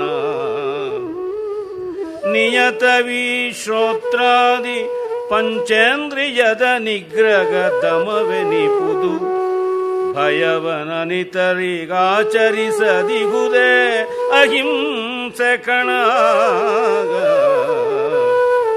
ನಯವಿದನೆ ಚಿತ್ತೈಸು, ನಯವಿದನೆ ಚಿತ್ತೈಸು ಲೋಕತ್ರಯವನ್ ಒಂದೇ ಸತ್ಯದಿಂದವೇ ಜಯಿಸಬಹುದು. ನಯವಿದನೆ ಚಿತ್ತೈಸು ಲೋಕತ್ರಯವನು ಒಂದೇ ಸತ್ಯದಿಂದವೇ ಜಯಿಸಬಹುದು. ಆ ಸತ್ಯವುಳ್ಳೊಡೆ ವಿಪ್ರನವನು, ಆ ಸತ್ಯವುಳ್ಳೊಡೆ ವಿಪ್ರನವನೆಂದ. ಸತ್ಯವೇ ಸ್ವಾಧ್ಯಾಯ ಸತ್ಯವೇ ನಿತ್ಯ ಕರ್ಮ ವಿಧಾನ ಒಂದೇ ಸತ್ಯವೇ ಜಪ ಹೋಮ ಯಜ್ಞ ವಿಧಾನ ದಾನ ತಪ ಸತ್ಯವೇ ಸ್ವಾಧ್ಯಾಯ ಸತ್ಯವೇ ನಿತ್ಯ ಕರ್ಮ ವಿಧಾನ ಒಂದೇ ಸತ್ಯವೇ ಜಪ ಹೋಮ ಯಜ್ಞ ವಿಧಾನ ದಾನ ತಪ ಸತ್ಯವುಳ್ಳೊಡೆ ಶೂದ್ರನವನಿಂದತ್ಯಧಿಕನ್ ಸತ್ಯವುಳ್ಳೊಡೆ ಶೂದ್ರ ಅವನಿಂದತ್ಯಧಿಕನ ದ್ವಿಜರೊಳಗೆ ವರ ಸತ್ಯಹೀನನೆ ಹೀನ ಜಾತಿಗನು ಸತ್ಯವುಳ್ಳಡೆ ಶೂದ್ರನವನಿಂದತ್ಯಧಿಕನ್ ಆ ದ್ವಿಜರೊಳಗೆ ವರ ಸತ್ಯಹೀನನೆ ಹೀನ ಜಾತಿಗನು ಎಂದನ ಭೂಪ ವರ ಸತ್ಯಹೀನನೆ ಹೀನ ಜಾತಿಗನು.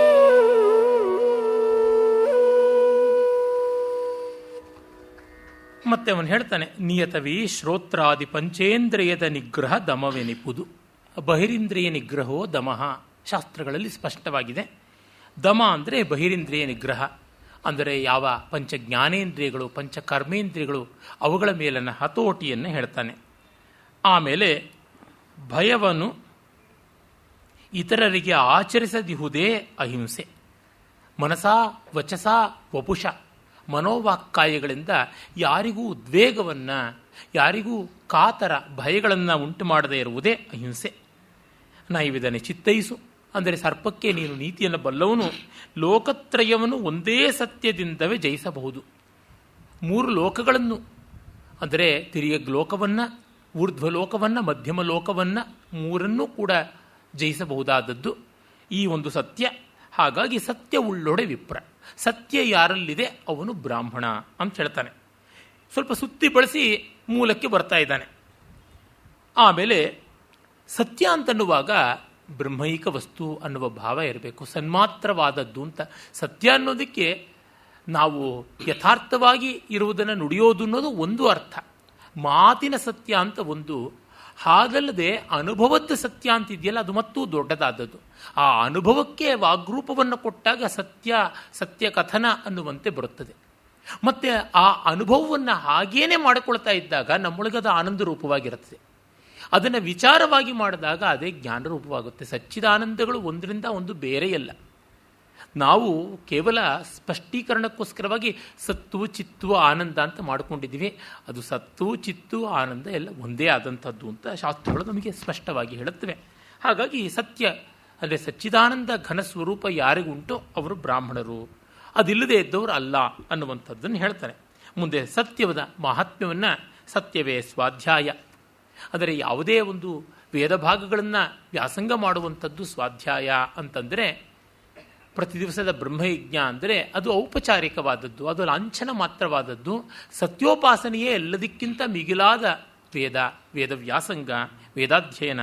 ಇನ್ನು ಸತ್ಯವೇ ನಿತ್ಯ ಕರ್ಮ ಅಂದರೆ ಅಗ್ನಿಹೋತ್ರ ಅಂತೆಲ್ಲ ಹೇಳಿದ್ರಲ್ಲ, ಅಗ್ನಿಹೋತ್ರಾದಿಗಳು ಎಲ್ಲವೂ ಸತ್ಯೇ ಪ್ರತಿಷ್ಠಿತಂ ಸರ್ವಂ. ಇನ್ನು ಜಪ ಹೋಮ ಯಜ್ಞವಿಧಾನ ದಾನ ತಪಸ್ಸು ಇವೆಲ್ಲವೂ ಸತ್ಯವಾಗಿದೆ. ಹಾಗಾಗಿ ಸತ್ಯವುಳ್ಳೊಡೆ, ಸತ್ಯ ಇದ್ದಲ್ಲಿ ಶೂದ್ರನವನಿಂದ ಅತ್ಯಧಿಕ. ಶೂದ್ರ ಅನ್ನುವ ಕುಲದಲ್ಲಿ ಹುಟ್ಟಿದವನಿಗೆ ಸತ್ಯ ಇದ್ದರೆ ಅವನು ಬ್ರಾಹ್ಮಣ ಶೂದ್ರ ಅನ್ನುವನಿಗಿಂತ ಭೇದ ಇಲ್ಲದೆ ಮೀರಿ ಬೆಳೆದವನಾಗಿರ್ತಾನೆ. ಸತ್ಯ ಇಲ್ಲದ ಬ್ರಾಹ್ಮಣ ಇವುಗಳನ್ನು ಬೂಟಾಟಿಕೆಯಾಗಿ ಪ್ರದರ್ಶನ ಮಾತ್ರವಾಗಿ ಮಾಡಿದ್ರೆ ಅವನು ಬ್ರಾಹ್ಮಣನಲ್ಲ. ಹಾಗಾಗಿ ದ್ವಿಜರೊಳಗೆ ಸತ್ಯಹೀನನೇ ಹೀನ ಜಾತಿ. ಬ್ರಾಹ್ಮಣ ಜಾತಿ ಅಂತನ್ನುವುದು ಜನ್ಮ ಮಾತ್ರದ ಬ್ರಾಹ್ಮಣ್ಯ ಕುಲದಲ್ಲಿ ಸತ್ಯ ಇಲ್ಲದೆ ಯಾರಿರ್ತಾನೆ ಅವನಿಗಿಂತ ಹೀನ ಜಾತಿಯವನು ಯಾರೂ ಇಲ್ಲ ಅನ್ನುವ ತಾತ್ಪರ್ಯವನ್ನು ಕೊಡ್ತಾನೆ. ಆದರೆ ವ್ಯಾಸ ಭಾರತದಲ್ಲಿ ಇದು ಮತ್ತೂ ಚೆನ್ನಾಗಿ ವಿಸ್ತೃತವಾಗಿ ಇದರ ಚರ್ಚೆ ಬೆಳೆಯುತ್ತದೆ. ಕುಮಾರವ್ಯಾಸ ಅದು ಯಾವ ಕಾರಣಕ್ಕೂ ಈ ಚರ್ಚೆಯನ್ನು ನಿಲ್ಲಿಸಿದ್ದಾನೆ. ಆಮೇಲೆ ಮುಂದೆ ಪೂರ್ತಿ ಬೇರೆಯೇ ಕ್ವಿಜ್ ಥರ ಕ್ವಶನ್ಗಳನ್ನು ಹೇಗಂದ್ರೆ ತಗೊಂಡು ಹೋಗ್ಬಿಡ್ತಾನೆ. ಧೀರನಾವನು ದಿಟ್ಟನಾವನು ವಿಕಾರಿಯಾರು ವಿನೀತನಾರು ಬಾಯಿಗೆ ಬಂದಂಗೆ ಕುಮಾರವ್ಯಾಸ ತಂದೇ ಗಾಡಿಯನ್ನು ತಂದೇ ದಾರಿ ಒಳಗೆ ಹೋಗ್ತಾ ಇರ್ತಾನೆ. ಯಕ್ಷ ಪ್ರಶ್ನೆಯಲ್ಲೂ ಅಷ್ಟೇ, ಮೂಲದಲ್ಲಿ ಎಷ್ಟು ಸ್ವಾರಸ್ಯ ಇದೆಯೋ ಅದರೊಳಗೆ ಕಲಾ ಮಾತ್ರಮಪಿ ನಾರ್ಹತಿ ಇಂಥವಲ್ಲ, ಆ ರೀತಿ ಆಗ್ಬಿಡುತ್ತೆ ಕುಮಾರವ್ಯಾಸ. ಗ್ರಹಚಾರ ಕೆಟ್ಟು ಯಾಕೆ ಥರ ಕೈಗೊಂಡದು ಅಂತ ಅನಿಸುತ್ತದೆ. ಕುವೆಂಪು ಅವರು ಫಿಲಾಸಫಿನ ತಮ್ಮ ರಾಮಾಯಣ ದರ್ಶನದಲ್ಲಿ ತಂದರೆ ಹೇಗೆ ಎಡವಟ್ಟು ಮಾಡ್ತಾರೋ, ಕುಮಾರವ್ಯಾಸ ಫಿಲಾಸಫಿ ಅಂತಂದಾಗ ಹಾಗೆ ಎಡವಟ್ಟು ಮಾಡ್ತಾನೆ. ಅದೇ ರಸಭಾವಗಳ ಸಂದರ್ಭ, ಪ್ರಕೃತಿ ವರ್ಣನೆಯ ಸಂದರ್ಭ ಬಂದಾಗ ಅವರೇ ಸಾಟಿ, ಅದಕ್ಕೆ ಹೋಲಿಕೆಯೇ ಇಲ್ಲ, ಹಾಗೆ ವಿಜೃಂಭಿಸ್ತಾರೆ. ಹಾಗಾಗಿ ನನಗೆ ವ್ಯಕ್ತಿಗತವಾಗಿ ತುಂಬ ಇಲ್ಲಿ ಅರಕೆ ಇದೆ ಅನಿಸಿದ್ದಕ್ಕೆ ಮೂಲವನ್ನೇ ತಂದನಲ್ಲ, ಅಲ್ಲಿ ನಾನು ಹೇಳ್ತೀನಿ. ಅಲ್ಲಿ ಲಾಜಿಕಲ್ ಕನ್ಕ್ಲೂಷನ್ಗೆ taking it to the logical end ಅಂತಾರಲ್ಲ, ಅದು ಹೇಗೆ ಬರುತ್ತದೆ ಅಂತ ಗೊತ್ತಾಗುತ್ತದೆ. ಸರ್ಪ ಹಾಗೆ ಕೇಳುತ್ತದೆ, ಶೀಲ ಇದ್ದಲ್ಲಿ ಬ್ರಾಹ್ಮಣ, ಸತ್ಯ ಜ್ಞಾನ ಧರ್ಮ ದಾನ ಇತ್ಯಾದಿಗಳು ಇದ್ದವರಲ್ಲಿ ಅಂತಂದರೆ, ಚಾತುರ್ಣ್ಯಂ ಪ್ರಮಾಣಂಚ ಸತ್ಯಂಚ ಬ್ರಹ್ಮಚೈವ ಹಿ ಶೂದ್ರೇಶ್ವಪಿ ಚ ಸತ್ಯಂಚ ದಾನಂ ಅಕ್ರೋಧ ಏವ ಚ ಅನೃಶಂಸ್ಯಂ ಅಹಿಂಸಾ ಚ ಘೃಣಾಚೈವ ಯುಧಿಷ್ಠಿರ ವೇದ್ಯಂ ಯಚ್ಚಾಸ್ಯ ನಿರ್ದುಃಖಂ ಅಸುಖಂಚ ನರಾಧಿಪ ತಾಭ್ಯಾಂ ಹೀನಂ ಪದಂ ಚಾನ್ಯತ್ ನ ತದಸ್ತೀತಿ ಲಕ್ಷ್ಯಯೇ. ನೀನೀಗ ಹೇಳ್ತಕ್ಕಂಥ ಈ ಒಂದು ಸತ್ಯ, ದಾನ, ಕ್ಷಮೆ, ಶೀಲ, ಉದಾರತೆ, ತಪಸ್ಸು ಇವೆಲ್ಲ ಶೂದ್ರನಲ್ಲಿದ್ದರೆ ಏನು ಮಾಡಬೇಕು? ಚಾತುರ್ವರ್ಣ್ಯ ಪ್ರಮಾಣ ಅಂತಂದೆ, ಹುಟ್ಟಿನಿಂದ ನಿರ್ಧಾರ ಆಗುತ್ತದೆ ಅಂತಂದರೆ ಇಂಥ ಗುಣಗಳೆಲ್ಲ ಒಬ್ಬ ಶೂದ್ರ ಜಾತಿ ಶೂದ್ರ ವರ್ಣದಲ್ಲಿ ಹುಟ್ಟಿದವನಿಗಿದ್ರೆ ಏನಾಗಬೇಕು ಅಂತ. ಆಗ ಯುಧಿಷ್ಠಿರ ಸ್ಪಷ್ಟವಾಗಿ ಹೇಳ್ತಾನೆ, ಶೂದ್ರೇ ತು ಯದ್ಭವೇ ಲಕ್ಷ್ಯಂ ದ್ವಿಜೇ ಚೈತನ್ಯ ದೃಶ್ಯತೆ ನವೈ ಶೂದ್ರೋ ಭವೇಚ್ಛೂದ್ರೋ ಬ್ರಾಹ್ಮಣೋ ನಚ. ಅದು ಶೂದ್ರನಲ್ಲಿದ್ದರೆ ಅವನು ಶೂದ್ರ ಅಲ್ಲ, ಅದು ಬ್ರಾಹ್ಮಣದಲ್ಲಿ ಇಲ್ಲದಿದ್ದರೆ ಅವನು ಬ್ರಾಹ್ಮಣ ಅಲ್ಲ ಅಂತ ಸ್ಪಷ್ಟವಾಗಿ ತೆಂಗಿನಕಾಯಿ ಹೊಡೆದಂತ ಹೇಳ್ತಾನೆ. ಯತ್ರೈತಲ್ ಲಕ್ಷ್ಯತೆ ಸರ್ಪ ವೃತ್ತಂ ಸ ಬ್ರಾಹ್ಮಣ ಸ್ಮೃತಃ. ವೃತ್ತದಿಂದ ಬ್ರಾಹ್ಮಣ್ಯವೇ ಹೊರತು ಜನ್ಮದಿಂದ ಅಲ್ಲ. ತತ್ರೈತನ್ನ ಭವೇತ್ ಸರ್ವಂ ತಮ್ ಶೂದ್ರಮಿತಿ ನಿರ್ದಿಶೇತ್. ಹಾಗೆ ಇಲ್ಲದೇ ಇದ್ದರಲ್ಲಿ ಶೂದ್ರತ್ವ ಅಂತ ಹೇಳ್ಬಿಟ್ಟು ಅಂತಾನೆ. ಯತ್ ಪುನರ್ಭವತಾ ಪ್ರೋಕ್ತಂ ನವೇದ್ಯಂ ವಿದ್ಯತೆ ತಾಭ್ಯಾಂ ಹೀನ ಮತೋನ್ಯತ್ರ ಪದಂ ನಾಸ್ತೀತಿ ಚೇದಪಿ ಅಂತ ಮುಂದೆ ಚರ್ಚೆಯನ್ನು ಬೆಳೆಸ್ಕೊಂಡು ಹೋಗಿ ಅವನು ಹೇಳ್ತಾನೆ. ಆಗ ಸರ್ಪ ಕೇಳುತ್ತದೆ, ಈ ಥರ ಯದಿತೇ ವೃತ್ತತೋ ರಾಜನ್ ಬ್ರಾಹ್ಮಣ ಪ್ರಸಮೀಕ್ಷಿತ ವೃತಾಜಾತಿಸ್ತದಾಯುಷ್ಮನ್ ಕೃತಿರ್ಯಾ ಚಾತ್ರ ವಿದ್ಯತೆ. ಕ್ಯಾರೆಕ್ಟರ್, ಕಾಂಡಕ್ಟ್, ವೃತ್ತ, ನಡತೆಯೇ ಬ್ರಾಹ್ಮಣ್ಯದ ಮೂಲ ಲಕ್ಷಣ ಅಂದರೆ ಹುಟ್ಟೆಲ್ಲ ಯಾಕೆ ಬೇಕು ಅಂತ. ಇದೊಂದು ಮತ್ತೆ ಲಾಜಿಕಲ್ ಇವೆಂಚುಯಾಲಿಟಿ ಅಂತೀವಲ್ಲ, ತಕ್ಷಣ ಬರತಕ್ಕಂಥ ಪ್ರಶ್ನೆ. ಅದಕ್ಕೂ ಧರ್ಮರಾಜ ಉತ್ತರ ಕೊಡ್ತಾನೆ. ಜಾತಿರತ್ರ ಮಹಾಸರ್ಪ ಮನುಷ್ಯತ್ವೇ ಮಹಾಮತೆ ಸಂಕರಾತ್ ಸರ್ವವರ್ಣಾನಾಂ ದುಷ್ಪರೀಕ್ಷಿಯೇತಿ ಮೇಮತಿ. ಎಲ್ಲೋ ಯಾವಾಗಲೋ ಎಲ್ಲ ಜಾತಿಗಳು ಎಲ್ಲರನ್ನೂ ಮದುವೆ ಮಾಡಿಕೊಂಡು ರಕ್ತಶುದ್ಧಿ ಜಾತಿಶುದ್ಧಿ ಇಲ್ಲಿಂದಲೇ ಗುಣ ನಿರ್ಧಾರ ಮಾಡ್ತೀನಿ ಅಂತ ಅಲ್ಲವೇ ಅಲ್ಲ. ಈ ಮನುಷ್ಯತ್ವದಲ್ಲಿ ಸರ್ವವರ್ಣಾನಾಂ ಸಂಕರತ್ವಾತ್ ಜಾತಿ ದುಷ್ಪರೀಕ್ಷಾ ಇತಿ ಮೇಮತಿ. ಇದನ್ನು ನಾವು ಅರ್ಥ ಮಾಡಿಕೊಳ್ಬೇಕು. ನಮ್ಮ ಹುಟ್ಟಿನ ಶುದ್ಧಿ ಆದರೂ ಯಾವ ಮಟ್ಟದ್ದು? ಹೀಗಾಗಿ ಇಲ್ಲೆಲ್ಲ ನಾವು ತಲೆ ಹಾಕಬಾರ್ದು. ವಂಶಶುದ್ಧಿ ಇದೆಯಾ, ಮತ್ತೊಂದಿದೆಯಾ, ಮಗದೊಂದಿದೆಯಾ ಅಂತಲ್ಲ. ಸರ್ವೇ ಸರ್ವಾಸು ಅಪತ್ಯಾನಿ ಜನಯಂತಿ ಅದಾನರಾಹ. ಎಲ್ಲರೂ ಎಲ್ಲರಲ್ಲಿ ಮಕ್ಕಳು ಹುಟ್ಟಿಸ್ತಾ ಇದ್ದಾರೆ. ವಾಂಗ್ಮೈಥುನ ಮಥೋ ಜನ್ಮ ಮರಣಂಚ ಸಮಂ ಋಣ.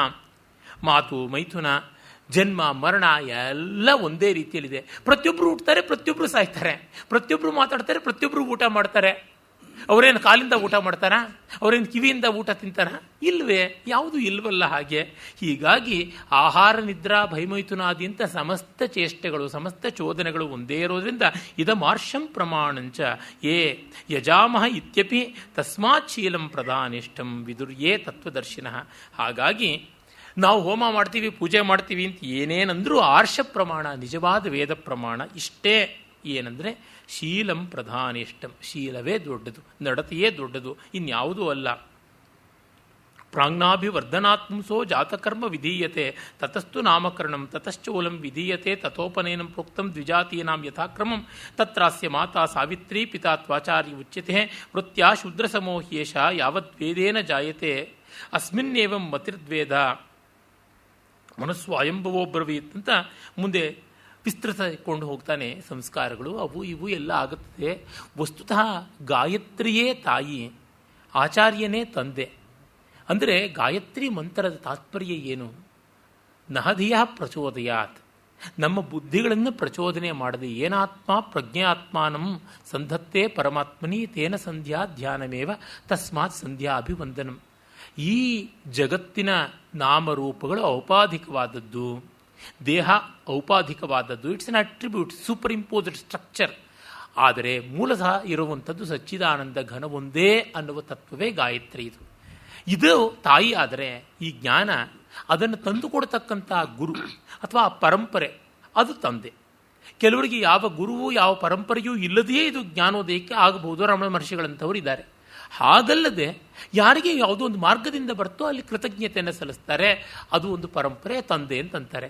ಹಾಗಾಗಿ ರಿಯಲೈಸೇಷನ್, ಯಾವುದು ಆತ್ಮಜ್ಞಾನ ಉಂಟಾಗುತ್ತದೆ ಅಲ್ಲಿಂದಲೇ ಬ್ರಾಹ್ಮಣ್ಯ, ಮತ್ತು ಯಾವುದೂ ಅಲ್ಲ. ಹಾಗಿದ್ರೆ ಇನ್ನೆಲ್ಲ ಇವೇನು ಗೌಣವಾದದ್ದು. ಪ್ರಾಗೇತಸ್ಮಾದ್ ಬ್ರಹ್ಮಣೋ ದರ್ಶನಾತ್ ಗೌಣಂ ತಸ್ಯ ಬ್ರಾಹ್ಮಣ್ಯಂ. ಆಚಾರ್ಯರು ಭಾಷ್ಯದಲ್ಲಿ ಬರೀತಾರೆ, ಬೃಹದಾರಣ್ಯಕ ಭಾಷ್ಯದಲ್ಲಿ, ಗೌಣಂ ತಸ್ಯ ಬ್ರಾಹ್ಮಣ್ಯಂ, ತುಂಬ ಗೌಣವಾದದ್ದು, ನಾಮಮಾತ್ರವಾದದ್ದು ಅಂತ. ಹಾಗಾಗಿ ಅದಕ್ಕಂಥ ದೊಡ್ಡ ಬೆಲೆ ಇಲ್ಲ. ಆದರೂ ನಮ್ಮ ಶಾಸ್ತ್ರಗಳಲ್ಲಿ ಶಂಕರರಂಥವರು ಸೇರಿದಂತೆ ಜನ್ಮ ಬ್ರಾಹ್ಮಣ್ಯವನ್ನು ಎತ್ತಿ ಹಿಡಿದಿದ್ದಾರೆ. ಅದು ಆಚಾರ್ಯರ ಅಭಿಮಾನವೇ ಹೊರತು ಸತ್ಯ ಅಲ್ಲಿ ಇಲ್ಲ. ಇದನ್ನು ಹೇಳಿದ್ದಕ್ಕೆ ಶಂಕರಾಚಾರ್ಯ ಕೋಪ ಮಾಡಿಕೊಂಡ್ರು ನಾನು ಏನು ಮಾಡೋದು? ಶಂಕರಾಚಾರ್ಯನ ಉಳಿಸೋಕೆ ಹೋದರೆ ಸತ್ಯವನ್ನು ನಿರಾಕರಿಸ್ಬಿಡ್ಬೇಕಾಗತ್ತೆ. ಎಲ್ಲ ಆಚಾರ್ಯರುಗಳು ಪಾಪ ಆ ದಾರಿಯಲ್ಲಿ ಬಂದಿದ್ದಾರೆ. ಒಬ್ಬೊಬ್ಬರು ಒಂದೊಂದು ಕಡೆ ಅಭಿಮಾನ ಇರುತ್ತೆ. ಏನು ಮಾಡೋಣ? ಅವರು ಅಭಿಮಾನ ಪಟ್ಟರು ಅಂತ ಈ ದೊಣ್ಣೆ ಹಿಡ್ಕೊಂಡು ಅವ್ರನ್ನ ತದಕಬಾರ್ದು. ಅವರು ದೊಡ್ಡ ದರ್ಶನವನ್ನು ಕೊಟ್ಟಿದ್ದಾರೆ, ಅದಕ್ಕೆ ನಾವು ಅವ್ರನ್ನ ಗೌರವಿಸೋಣ. ಆದರೆ ಇಲ್ಲಿ ಅವರು ತಪ್ಪಿದ್ದಾರೆ. ಆದರೆ ಗೀತಾಚಾರ್ಯ ತಪ್ಪಿಲ್ಲ, ಭಗವಾನ್ ವ್ಯಾಸರು ತಪ್ಪಿಲ್ಲ. ವ್ಯಾಸರಲ್ಲಿ ಕೃಷ್ಣನಲ್ಲಿ ಈ ಥರದ್ದಿಲ್ಲ. ಆಮೇಲೆ ಇವರುಗಳಿಗೆ ಒಂದಿಷ್ಟು ಅಭಿಮಾನ ಬಂದುಬಿಡುತ್ತೆ. ಎಲ್ಲೋ ಇಷ್ಟು ವರ್ಷ ಇದಕ್ಕೆ ಮಣ್ಣು ಹೊತ್ತಿದ್ದೀವಲ್ಲ ಅಂತ ಬಂದುಬಿಡುತ್ತೆ. ಅದು ಆಗ್ತಕ್ಕಂಥದ್ದು.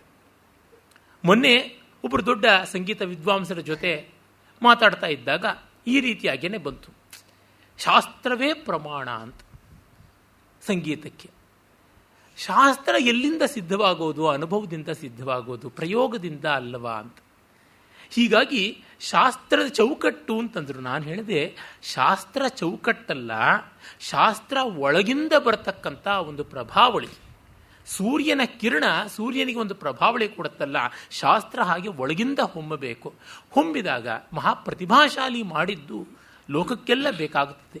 ಸಾಮಾನ್ಯರು ಶಾಸ್ತ್ರವನ್ನು ಅಕ್ಷರಾರ್ಥದಲ್ಲಿ ಅನುಸರಿಸ್ತಾರೆ. ಯಾಕೆಂದರೆ ಅದನ್ನೂ ಬಿಟ್ಟರೆ ಎಲ್ಲವೂ ಬಿಟ್ಟು ಹೋಗ್ಬಿಡುತ್ತೆ ಅಂತ ಅನ್ನೋದಕ್ಕೋಸ್ಕರವಾಗಿ.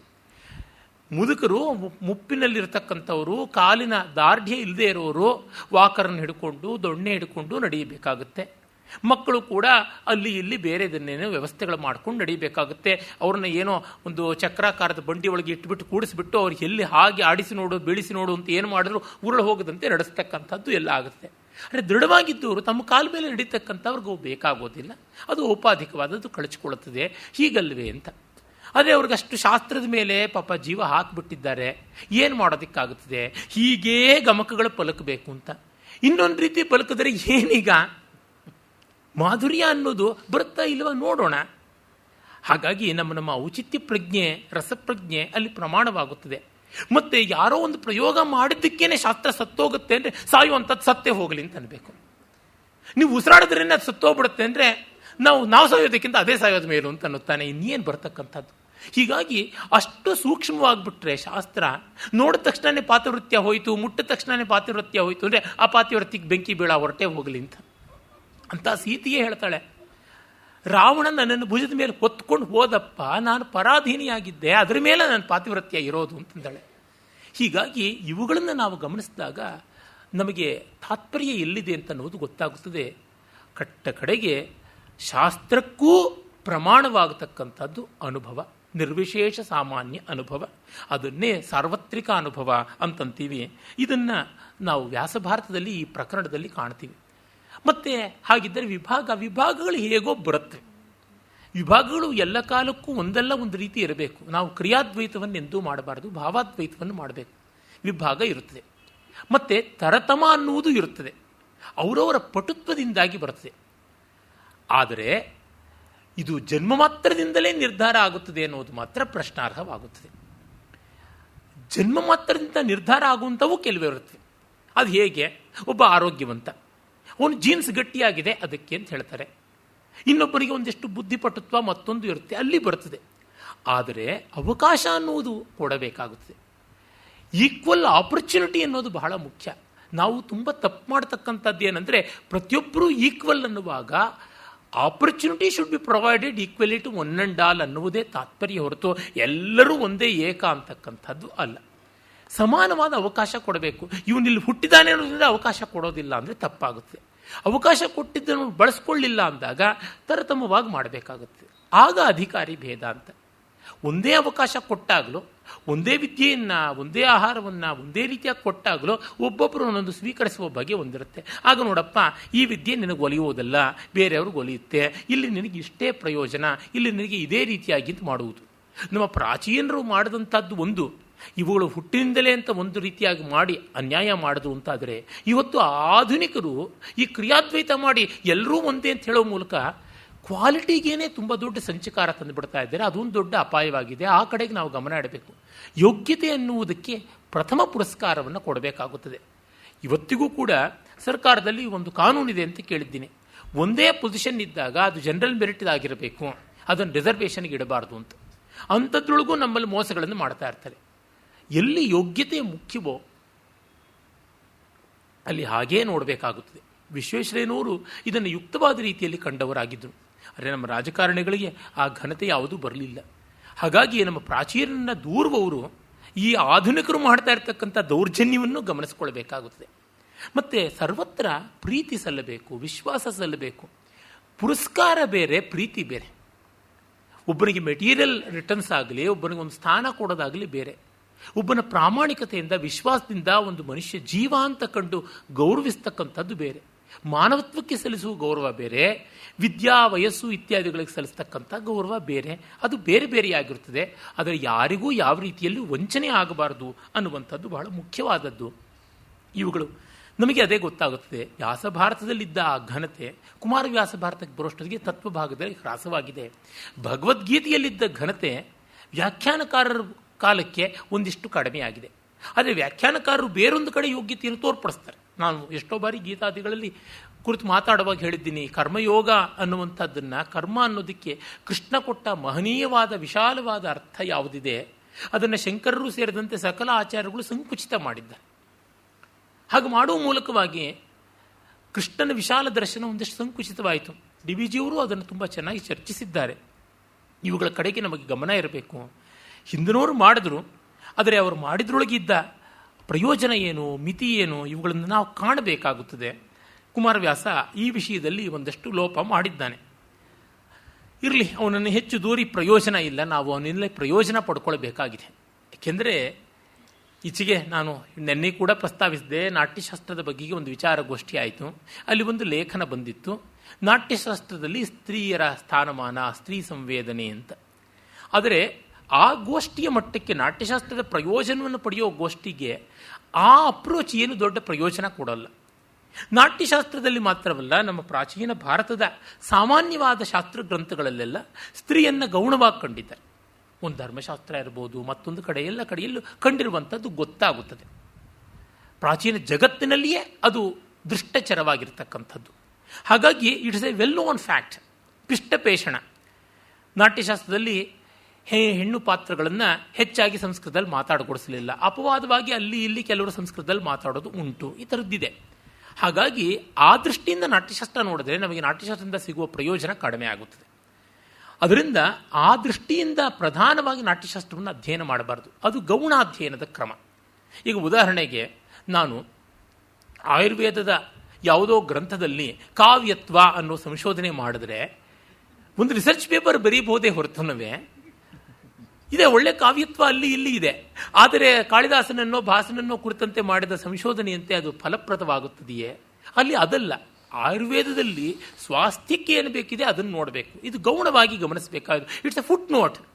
ಇವುಗಳನ್ನು ಬಿಟ್ಟು 3 ದಿವಸದ ವಿಚಾರಗೋಷ್ಠಿಯಲ್ಲಿ 6 ಗಂಟೆ ಅಂತಂದರೆ ಇದಕ್ಕೊಂದು 2 ಗಂಟೆ ಅಂತ ಕೊಟ್ಟರೆ, ಅದನ್ನು ಬಿಟ್ಟು ಅವರು ಯಾವ ಒಂದು ಅವಿವೇಕ ಮಾಡಿದ್ರು ಅಂದರೆ 8 ಅಧ್ಯಾಯಗಳಷ್ಟು ವಿಸ್ತರಿಸ್ಕೊಂಡಿರ್ತಕ್ಕಂಥ ಆಂಗಿಕಕ್ಕೆ ಕೊಟ್ಟೇ ಇರಲಿಲ್ಲ. ಯಾವುದು ಒಬ್ಬ ನರ್ತಕರನ್ನು ಕರೆದಿರಲಿಲ್ಲ.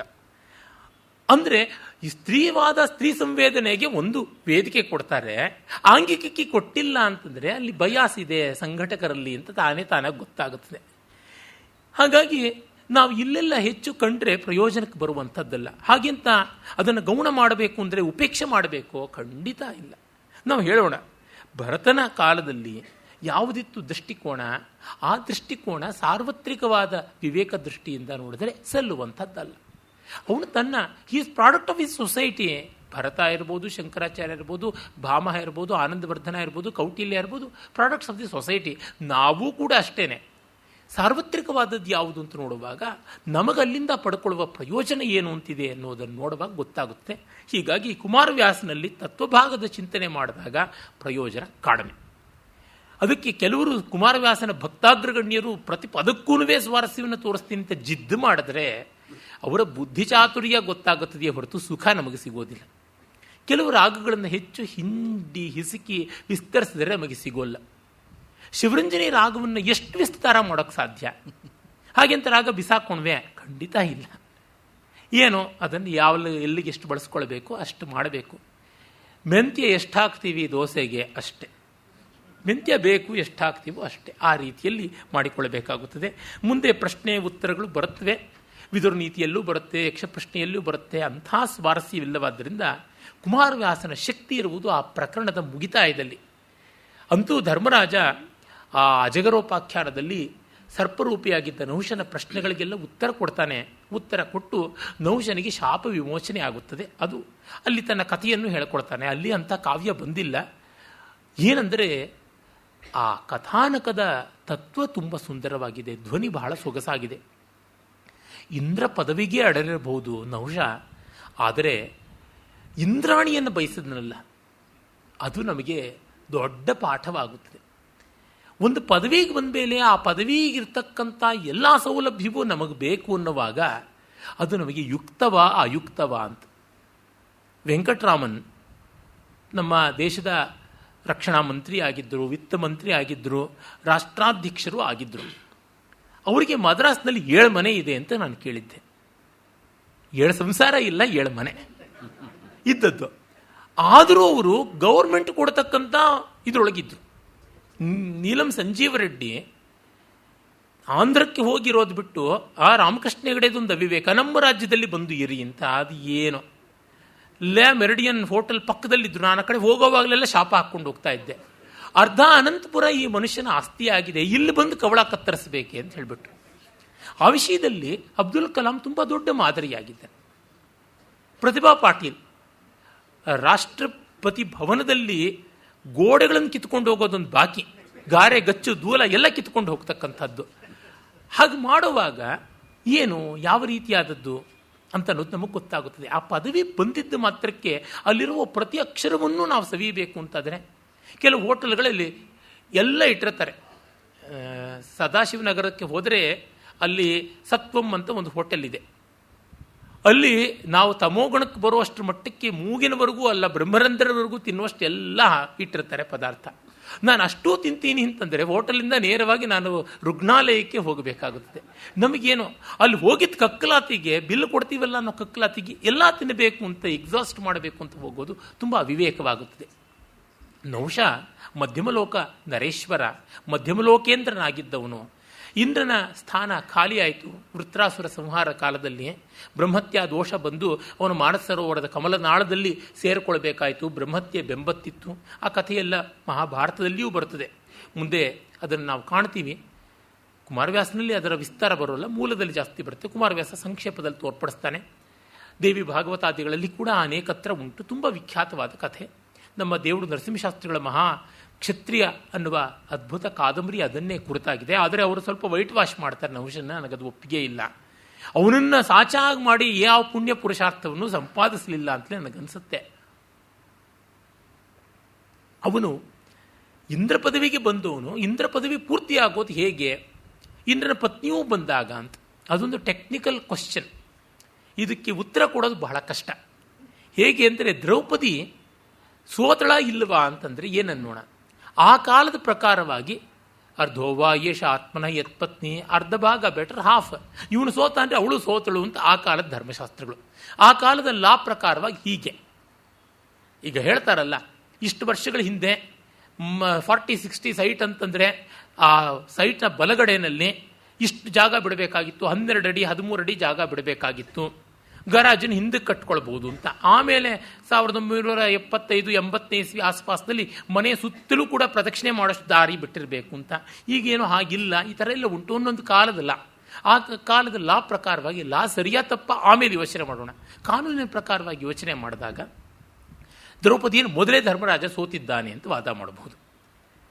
ಇನ್ನು ಇಂದ್ರ ಪದವಿ ಅಂತಂದರೆ ಇಂದ್ರಾಣಿ ಅನ್ನೋದು ಪದವಿಗೆ ಬಂದ ಮನುಷ್ಯನ ಪತ್ನಿನ ಅಥವಾ ಇಂದ್ರ ಅಂತಕ್ಕಂಥ ಒಬ್ಬ ವ್ಯಕ್ತಿಯ ಪತ್ನಿನ, ಸ್ಥಾನಕ್ಕೆ ಪತ್ನಿಯ ಅಥವಾ ಅಲ್ಲಿದ್ದ ವ್ಯಕ್ತಿಗೆ ಪತ್ನಿಯ ಸ್ಪಷ್ಟ ಇಲ್ಲ. ಎಲ್ಲೂ ಇವನು ಕೇಳಿದ ತಪ್ಪಾ ಸರಿಯಾ ಅಂತ ಹೇಳೋಕ್ಕಾಗೋಲ್ಲ.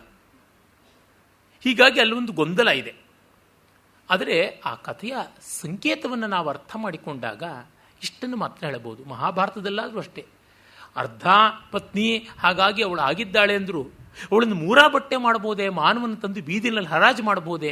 ಸಾಮಾನ್ಯ ಮಾನವತೆಯಿಂದ, ಸಾಮಾನ್ಯ ಧರ್ಮದಿಂದ ಏನು ವಿಶೇಷ ಧರ್ಮ ನಿಮ್ಮ ಕಾನೂನು, ಸಾಮಾನ್ಯ ಧರ್ಮ ಯಾವುದಿದೆ ಅಲ್ಲಿ ನೋಡಿದಾಗ ಇದು ದಾರುಣ ಅಲ್ವಾ? ಖಂಡಿತ ದಾರುಣ. ಅದಕ್ಕಾಗಿ ಅದು ಖಂಡನೀಯ ಅಂತ ತೀರ್ಮಾನ ಮಾಡಬೇಕು. ಅದೇ ರೀತಿಯಲ್ಲೇನೆ ಅವಳು ಶಚಿ, ಅವಳಿಗೂ ಒಂದು ಮನಸ್ಸು ಅಂತ ಇದೆ. ಅವಳು ಒಬ್ಬ ವ್ಯಕ್ತಿ ಅಂತ ಆದಳು. ಹಿಂದೆ ಯಾರೂ ಬೇರೆ ಇಂದ್ರರಿರಲಿಲ್ಲ, ಅವನೇ ಇದ್ದಿದ್ದು. ಅವನ ಸರ್ವಾತ್ಮನ ಗಂಡ ಅಂತ ಸ್ವೀಕರಿಸಿ ಬಿಟ್ಟಿದ್ದಾಳೆ. ಹೀಗಿದ್ದಾಗ ಅವಳ ಇಚ್ಛೆ ಅನಿಚ್ಛೆಗೆ ಯಾವುದು ಬೆಲೆ ಇಲ್ವಾ? ಪದವಿಗೆ ಯಾರು ಬಂದರೂ ಅವರನ್ನು ಸ್ವೀಕರಿಸಬೇಕು ಅನ್ನುವಂತೆ ಆದರೆ ಅವಳಿಗೂ ವೇಶ್ಯೆಗೂ ಎಲ್ಲಿ ಬಂತು ವ್ಯತ್ಯಾಸ? ವೇಶ್ಯೆಗೂ ಕೂಡ ಇಂಥ ಗಿರಾಕಿನ ಒಪ್ಕೋತೀನಿ ಒಪ್ಕೊಳ್ಳಲ್ಲ ಅನ್ನೋ ಸ್ವಾತಂತ್ರ್ಯ ಇದೆ, ಇವಳಿಗದೂ ಇಲ್ಲವೇ? ಇಂಥ ಅನ್ಯಾಯವಾಯಿತು ಅಂತ ನೋಡಿದಾಗ ನಹುಷ ಮಾಡಿದ್ದು ತಪ್ಪು ಅಂತ ಗೊತ್ತಾಗುತ್ತದೆ. ಅಂದರೆ ನಮಗೆ ಒಂದು ದೊಡ್ಡ ಸ್ಥಾನ ಬಂದದ್ದಕ್ಕೆ ತೃಪ್ತಿಯಾಗದೆ ಆ ಸ್ಥಾನಕ್ಕೆ ಸಂಬಂಧಪಟ್ಟಂತೆ ಇದ್ದದ್ದೆಲ್ಲ ಮಾಡಿಕೊಳ್ಬೇಕು ಅಂತಂತೀವಲ್ಲ, ಅಲ್ಲಿ ಆದ ಅನರ್ಥ ಅನ್ನುವುದನ್ನು ಕಂಡಾಗ ಅದಕ್ಕೆ ಫಲ ಏನು? ಹೆಬ್ಬಾವನಂತೆ ಬೀಳತಕ್ಕಂಥದ್ದು ಭೂಮಿಗೆ. ಅದಕ್ಕೆ ಹೊಟ್ಟೆ ಹೊರ್ಕೊಳ್ಳೋದೊಂದೇ. ಹೊಟ್ಟೆ ಹೊರ್ಕೊಂಡ ಮೇಲೆ ಹೊಟ್ಟೆ ಹೊರ್ಕೊಳ್ಳೋದು ಅನ್ನುವಾಗ ಹಸಿವಿನ ರಜಸ್ಸಿನಿಂದಾಗ ಆಗತಕ್ಕಂಥ ಸಂಕಟ, ತೃಪ್ತಿ ಆದಮೇಲೆ ಏನೋ ಹೊಟ್ಟೆ ತುಂಬಿತು ಅಂತಕ್ಕಂಥ ಒಂದು ಸಮಾಧಾನ, ಮತ್ತು ತೆಪ್ಪಗೆ ಒಂದು ಕಡೆ ಬಿದ್ದುಕೊಳ್ತಕ್ಕಂಥ ತಮಸ್ಸು, ಸತ್ವದಿಂದ ಎಲ್ಲಿಗೆ ಬಿದ್ದದ್ದು ಅನ್ನುವ ಅದ್ಭುತವಾದ ಪ್ರತಿಮೆಯಲ್ಲಿದೆ. It's a wonderful metaphor.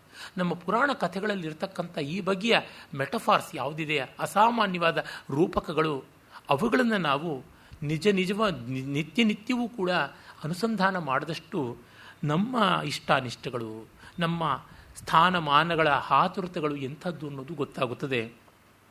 Nahusha ತುಂಬ ದೊಡ್ಡ ಸಂಕೇತವಾಗಿ ನಿಂತು ಬಿಡ್ತಾನೆ.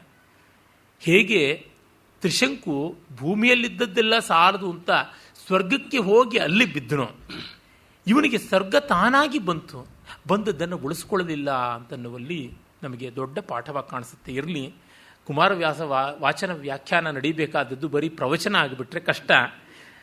ಆದರೆ ಇಲ್ಲಿ ಕಥಾಭಾಗಕ್ಕೆ ಬಂದಲ್ಲಿ ಕುಮಾರವ್ಯಾಸ ತಾನು ನೀರಿಗೆ ಸೇರಿದ ಮೊಸಳೆ ಇದ್ದಂತೆ ಏನು ವೀರವಿಹಾರ ಮಾಡ್ತಾನೆ ನೋಡಿ. ಮೂಲದಲ್ಲಿ ಇಲ್ಲದ ಸ್ವಾರಸ್ಯ ಇಂಥದ್ದನ್ನು ತರ್ತಾನೆ.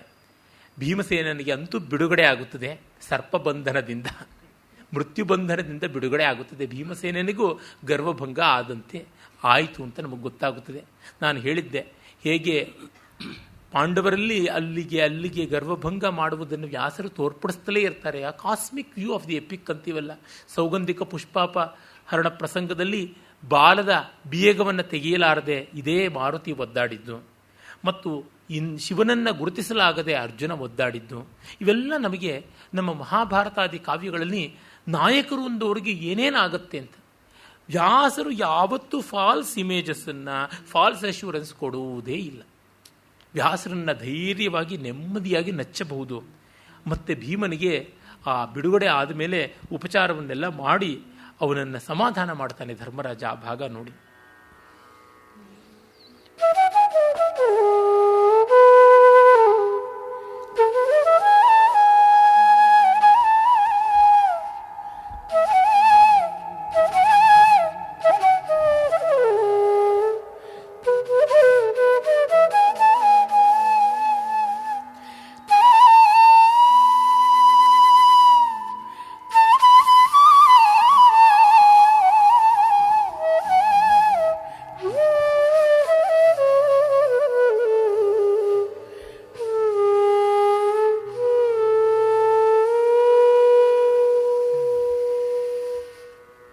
ದುಗುಡದಲ್ಲಿ ಬರೆ ಭೀಮಸೇನನ ತೆಗೆದು ಬಿಗಿಯಪ್ಪಿದನು. ದುಗುಡದಲ್ಲಿ ಬರೆ ಭೀಮಸೇನನ ತೆಗೆದು ಬಿಗಿಯಪ್ಪಿದನು.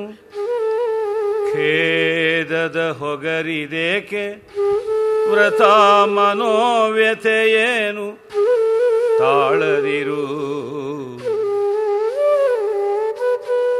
ಖೇದದ ಹೊಗರಿದೇಕೆ ವ್ರತ ಮನೋವ್ಯಥೆಯೇನು ತಾಳದಿರು.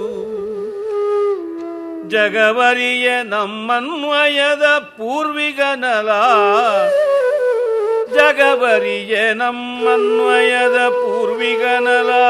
ನಹುಶಂಗೆ ಬಂದು ಬೆಗದ ಹದನಿದು.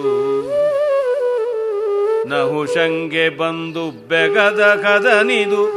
ನಮ್ಮ ಪಾಡೇನು ನಮ್ಮ ಪಾಡೇನೆಂದನ ಭೂಪ.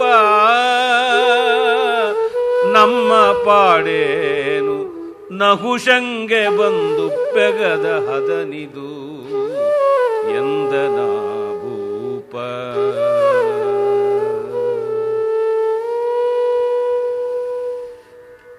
ದುಗುಡದಲ್ಲಿ ಬೇರೆ ಭೀಮಸೇನನು. ಮಾನವ ಸ್ವಭಾವವನ್ನು ಕುಮಾರವ್ಯಾಸ ತುಂಬ ಚೆನ್ನಾಗಿ ಬಲ್ಲ. ಹಾವೋ ಅದು ಹೆಬ್ಬಾವೋ ಕೆರೆ ಹಾವೋ ಚೇಳೋ ಯಾವುದೋ ಏನೋ ಒಟ್ಟಿನಲ್ಲಿ ಅವಮಾನ ಆಯ್ತಲ್ಲ ಅಂತ ಭೀಮನಿಗೆ. ಅದು ತಾನು ಒಂಟಿಯಾಗಿ ಸೆಣಸಾಡಿಕೊಂಡು ಬಂದಿದ್ದರಾದ್ರೂ ಪರವಾಗಿಲ್ಲ, ಅಣ್ಣ ಬೇರೆ ಬಂದನಲ್ಲ, ಈ ಧರ್ಮರಾಜನ ಕೈ ಸುಟ್ಟೇ ಬಿಡ್ತೀನಿ ನಿಂದಿದ್ದ, ಅವನು ಬಿಡಿಸ್ಬೇಕಾಯ್ತಲ್ಲ. ಅವನು ಬರೀ ಶುಷ್ಕ ಪಾಂಡಿತ್ಯ, ಪುಸ್ತಕ ಪಾಂಡಿತ್ಯ, ಋಷಿಮುನಿಗಳ ಹತ್ರ ಕೇಳಿದ್ದೆ ಅಂತ ಆ ವಿದ್ಯೆನೇ ತನ್ನನ್ನು ಬಿಡಿಸಿದ್ದಲ್ವಾ. ಯಾವುದನ್ನು ನಾವು ತುಂಬ ತಿರಸ್ಕರಿಸಿರ್ತೀವೋ ಅದೇ ನಮ್ಮ ಮಾನ ಕಾಪಾಡೋದು, ಪ್ರಾಣ ಕಾಪಾಡೋದು ಆಗುವ ಸಂದರ್ಭ ಬಂದರೆ ಜಂಘಾಬಲ ಹುಡುಗೋಗ್ಬಿಡುತ್ತೆ.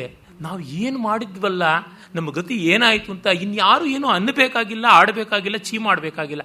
ನಮಗೆ ನಾವೇ ತುಂಬ ನಿಕೃಷ್ಟ ಆಗಿಬಿಡ್ತೀವಿ. ನಮ್ಮನ್ನು ನಾವು ಕಾಪಾಡಿಕೊಳ್ಳೋದು ಕಷ್ಟ ಆಗುತ್ತೆ.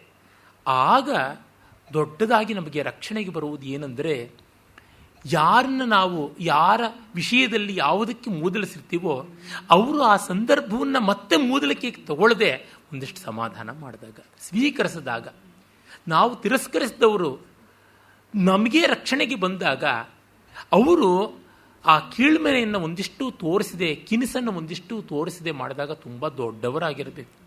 ತೇಸಂತಹ ನಿಜವಾಗಲೂ ದೊಡ್ಡದು. ಇಲ್ಲಿ ನೋಡಿ, ಧರ್ಮರಾಜ ನೋಡಿದ್ಯಾ ಅವತ್ತಂದಿಯಲ್ಲ ನನಗೆ, ನೀನು ದ್ರೌಪದಿನೂ ಸೇರಿ ನನಗೆ ತಿವಿತಾ ಇದ್ರಲ್ಲ, ಈಗ ನೋಡಪ್ಪ ಯಾವುದು ಎಲ್ಲಿಗೆ ಬಂತು ಅಂತ ಅನ್ನಲಿಲ್ಲ. ಕಾರಣ ಬೆಳಕಾಗಿದೆ, it's in black and white. ಅದು ಮಾಡದೆ ತಮ್ಮನ ಮೇಲಿನ ಪ್ರೀತಿ ತೋರಿಸ್ತಾನಲ್ಲ, ಇದು ತುಂಬ ದೊಡ್ಡ ಗುಣ. ದುಗುಡದಲ್ಲಿ ಬರೆ ಭೀಮಸೇನನು ತೆಗೆದು ಬಿಗಿಯಪ್ಪಿದನು. ಪಾಪ ಅಪ್ಪುಕೋತಾನೆ, ಹೆಬ್ಬಾವು ಸುತ್ತಕೊಂಡು ಬಾಸುಂಡೆ ಬಂದು ಮೈಕೈಯೆಲ್ಲ ನಜ್ಜುಗುಜ್ಜಾಗಿದೆ. ಖೇದದ ಹೊಗರಿ ದೇತಕ್ಕೆ ಯಾಕಪ್ಪ ಖೇದದ ಕೆಂಡ ಮೈಮೇಲೆ, ವೃಥಾ ಮನೋವ್ಯಥೆಯನ್ನು ತಾಳದಿರು. ಮನಸ್ಸಿಗೆ ಖೇದ ಮಾಡಿಕೊಳ್ಬೇಡ. ಯಾಕೆ, ನೀನು ಸೋತಿದ್ದು ಯಾರಿಗೋ ಅಲ್ಲ, ಜಗವರಿಯೇ ನಮ್ಮನ್ವಯದ ಪೂರ್ವಿಗನಲ್ಲ, ನಮ್ಮ ವಂಶದ ಪೂರ್ವಜ, ಅವನ ಹತ್ರ ನೀನು ಸೋತಿದ್ದ, ಅವನ ತೆಕ್ಕೆಗೆ ಸಿಕ್ಕಾಕೊಂಡಿದ್ದು, ಹಿರಿಯರ ಅಪ್ಪಿಗೆ ಅಂತ ಅಂದ್ಕೊಂಡ್ಬಿಡು ಅಂತ.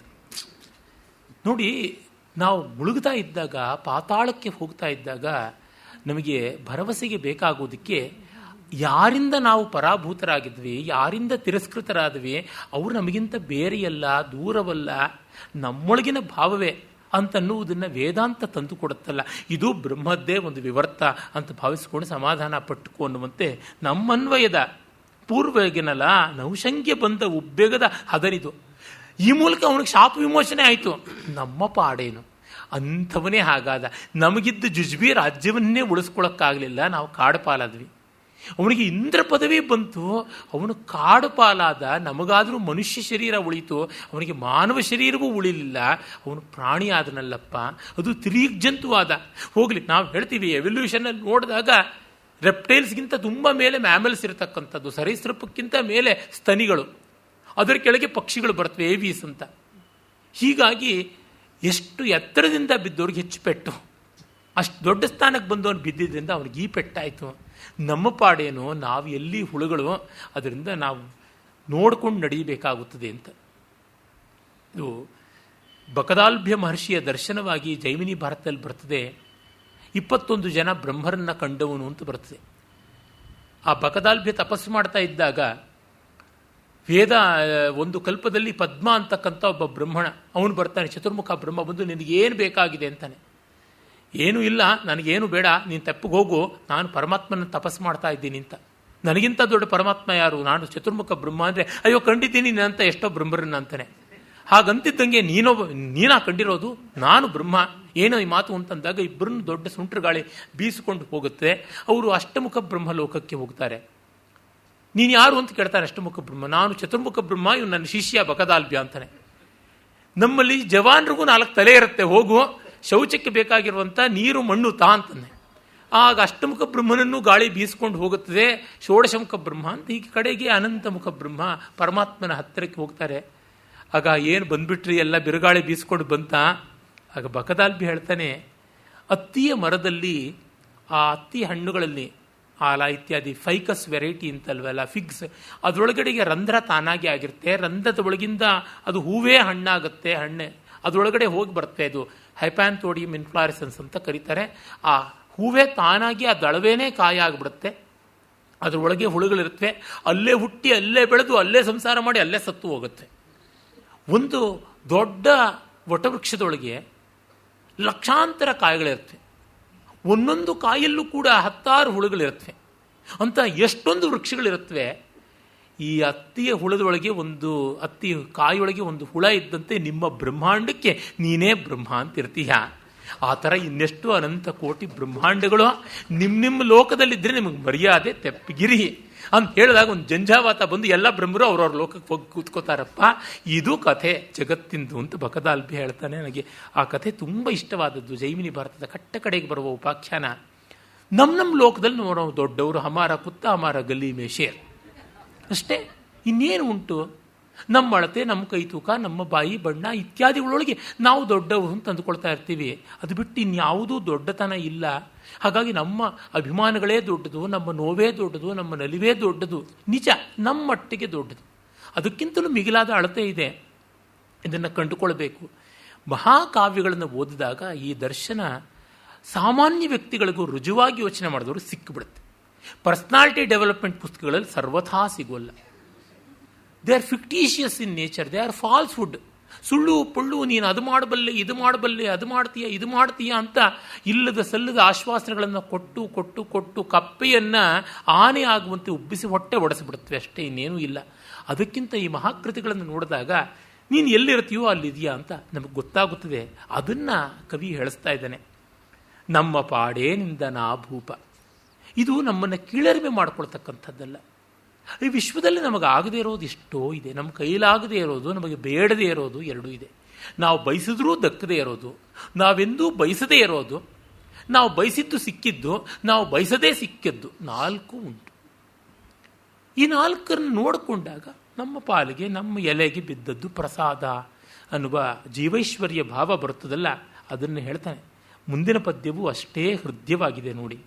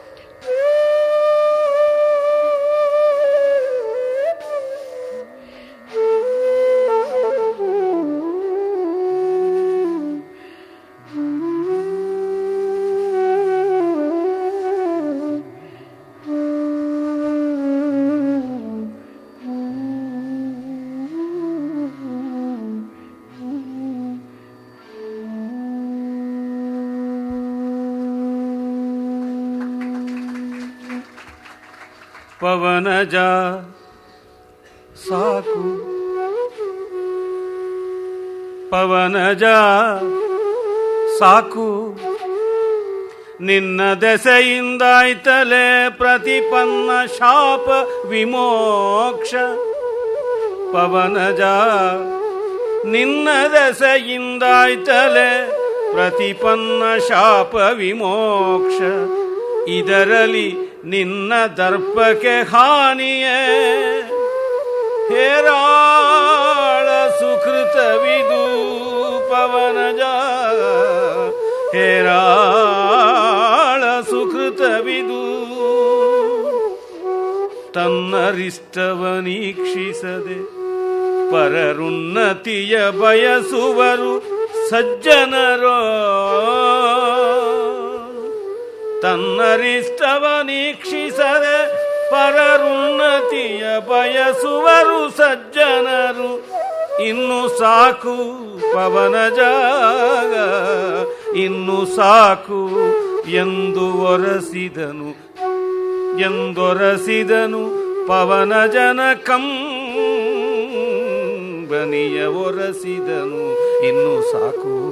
ಇನ್ನು ಸಾಕೆಂದು ಪವನಜನ ಕಂಬನಿಯನೊರಸಿದನು ನಿನ್ನ ದಸೆಯಿಂದಾಯ್ತಲೆ ಪ್ರತಿಪನ್ನ ಶಾಪ ವಿಮೋಕ್ಷ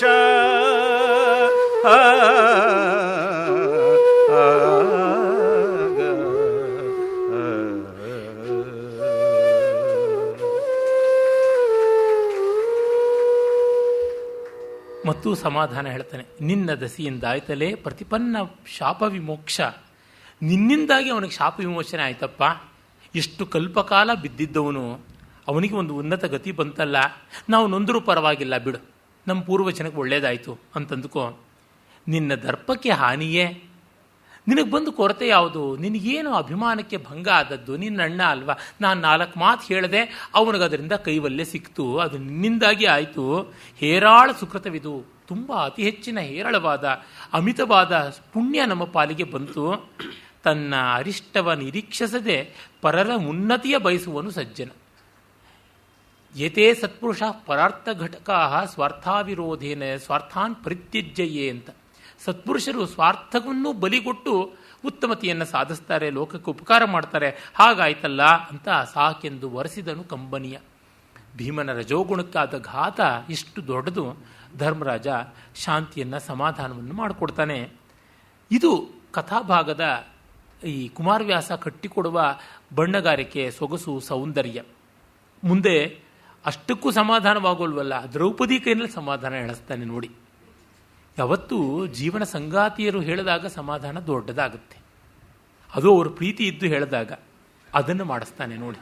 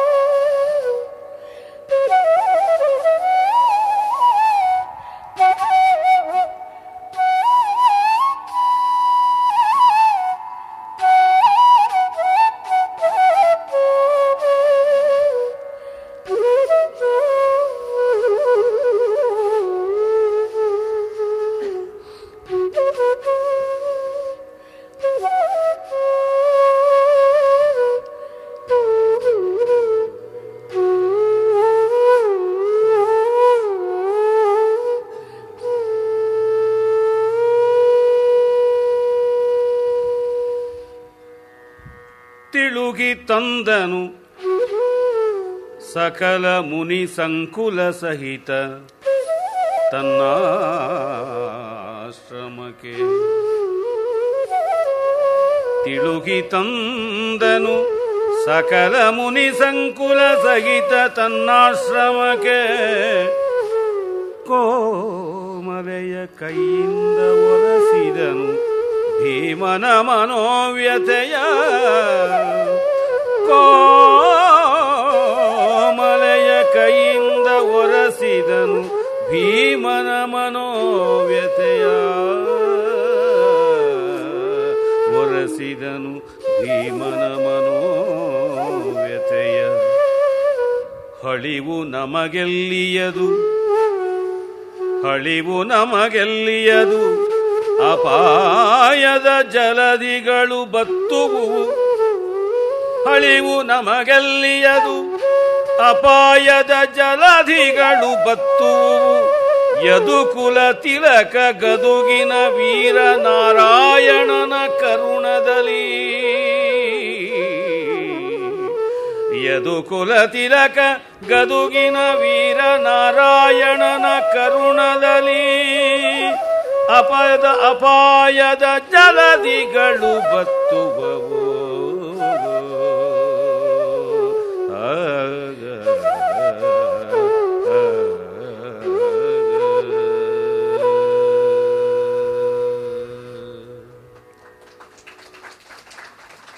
ಸಂಧಿಯಲ್ಲಿಗೆ ಮುಗಿಯುತ್ತದೆ. ತಿಳುಹಿ ತಂದನು ಸಕಲ ಮುನಿಸಂಕುಲ ಸಹಿತ ತನ್ನಾಶ್ರಮಕ್ಕೆ. ಇವನು ಹುಡುಕೊಂಡು ಎಲ್ಲರೂ ಹೊರಟೋಗ್ಬಿಟ್ಟಿದ್ರಲ್ಲ, ಎಲ್ಲರನ್ನೂ ಕರ್ಕೊಂಡು ಬರ್ತಾನೆ. ಬಂದು ಕೋಮಲೆಯ ಕೈಯಿಂದೊರೆಸಿದನು ಭೀಮನ ಮನೋವ್ಯಥೆಯ. ಅಲ್ಲಿ ಇವನು ಪವನಜನ ಕಂಬನಿಯ ನೊರಸಿದನು. ಈಗ ಮನೋವ್ಯಥೆಯನ್ನು ಒರೆಸಿದ ಅಂತ ಅಂದರೆ ಮನಸ್ಸಿಗೆ ಮುಟ್ಟುವಂತೆ ದ್ರೌಪದಿಯೇ ಸಮಾಧಾನ ಹೇಳಿದಳು ಅಂತ.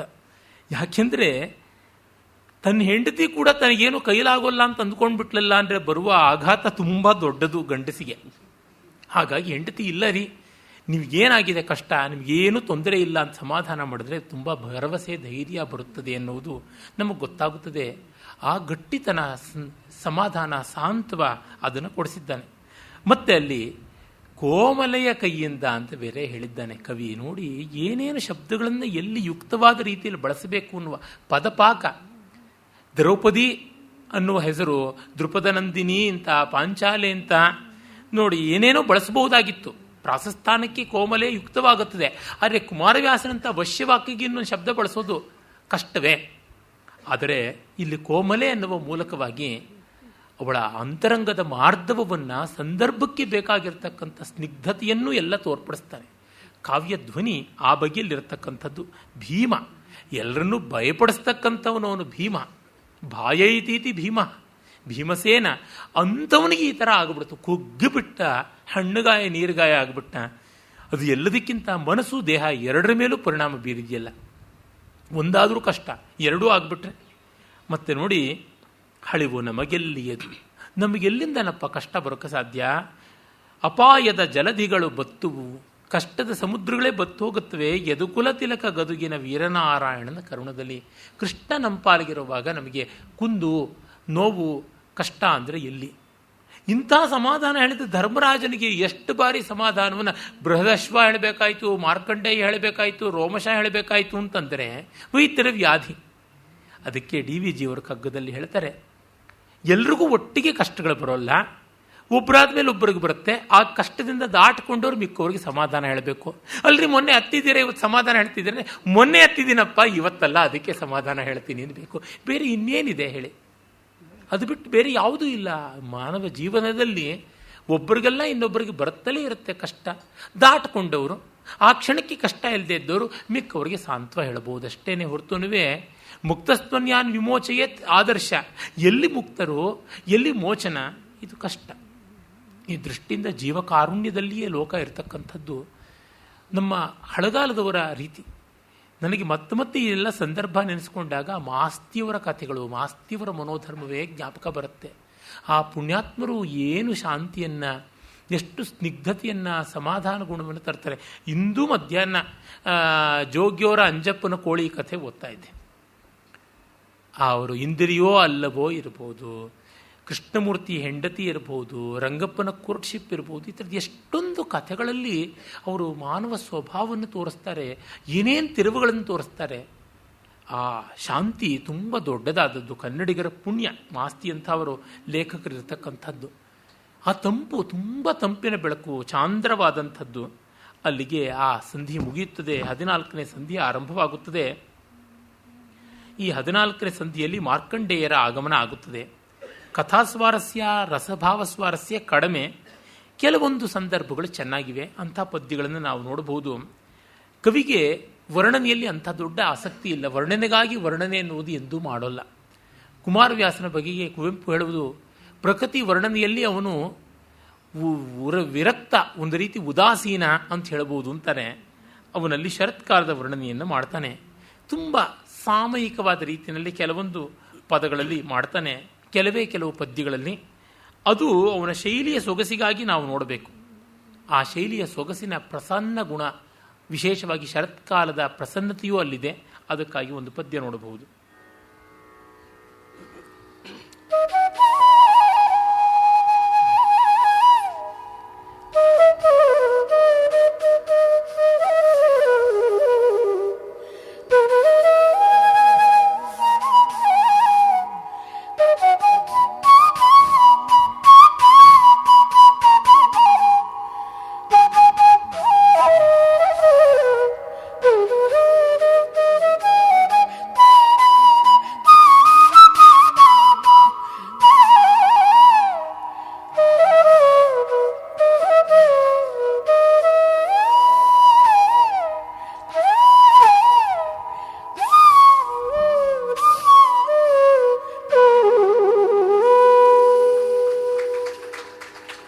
ಮುಗಿಲು ಬೆಳೆತುದು ಬರಿಯ ಗಡಬಡೆ ಗಗನ ಕುಳಿದುದು. ಮುಗಿಲು ಬೆಳೆತುದು ಬರಿಯ ಗಡಬಡೆ ಗಗನ ಕುಳಿದುದು. ಕೊಂಡನೆನನು ತೆಗೆದು ನಿಂದು ಮೋಡಿಯಂಕದೊಲು ನದಿ ನಿವಗ. ಕೊಂಡ ನೆಲನನು ತೆಗೆದು ನಿಂದುದು ಮೋಡಿಯಂಕದವಲು ನದಿ ನಿವಗ. ನಗುವ ಕೊಳನಭ್ಯಾಗತೆಯ ಹಂಸೆಗಳು ಮೆರೆದವು. ನಗುವ ಕೊಳನಭ್ಯಾಗತೆಯ ಹಂಸೆಗಳು ಮೆರೆದವು. ಮೊರೆವದು ಸುಗುಡುತನ ತಾವರೆಯೊಳೆಸೆದುದು. ನಗುವ ಕೊಳನಭ್ಯಾಗತೆಯ ಹಂಸೆಗಳು ಮೆರೆದವು. ಮೊರೆವ ತುಂಬಿಯ ಸುಗುಡುತನ ತಾವರೆಯೊಳೆಸೆದುದು. ಶರದ ಸಮಯದಲ್ಲಿ ಶರದ ಸಮಯದಲ್ಲಿ ಸವೆದುದೀವನವಿಲ್ಲಿ ಫಲಮೃಗ ನಿವಹ ಬೀತುದು. ನಮ್ಮ ಕಾಲಾಟವನು ಸೈರಿಸಿ ನಿಲುವ ವನವನು ಕಾಣೆ ನಾನೆನುತ. ಸವೆದುದೀವನವಿಲ್ಲಿ ಫಲ ಮೃಗ ನಿವಹ ಬೀತುದು.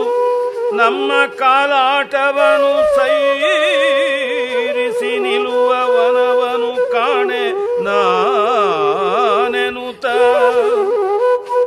ನಮಗೆ ಮಗುಳ ಕಾಮ್ಯಕದ ವನ ಭುವನ ವಹಿಸಲೆಯೆಂದು. ನಮಗೆ ಮಗುಳ್ ಆ ಕಾಮ್ಯಕದ ವನ ಭವನ ವಹಿಸಲೆಯೆಂದು. ಮುನಿಜನ ನಿವಗ ಸಹಿತ ಮುನಿಜನ ನಿವಗ ಸಹಿತ ಅವನೀಶ ಕಾಮ್ಯಕವನಕ್ಕೆ ನಡೆತಂದ. ಅವನೀಶ ಕಾಮ್ಯಕವನಕ್ಕೆ ನಡೆತಂದ.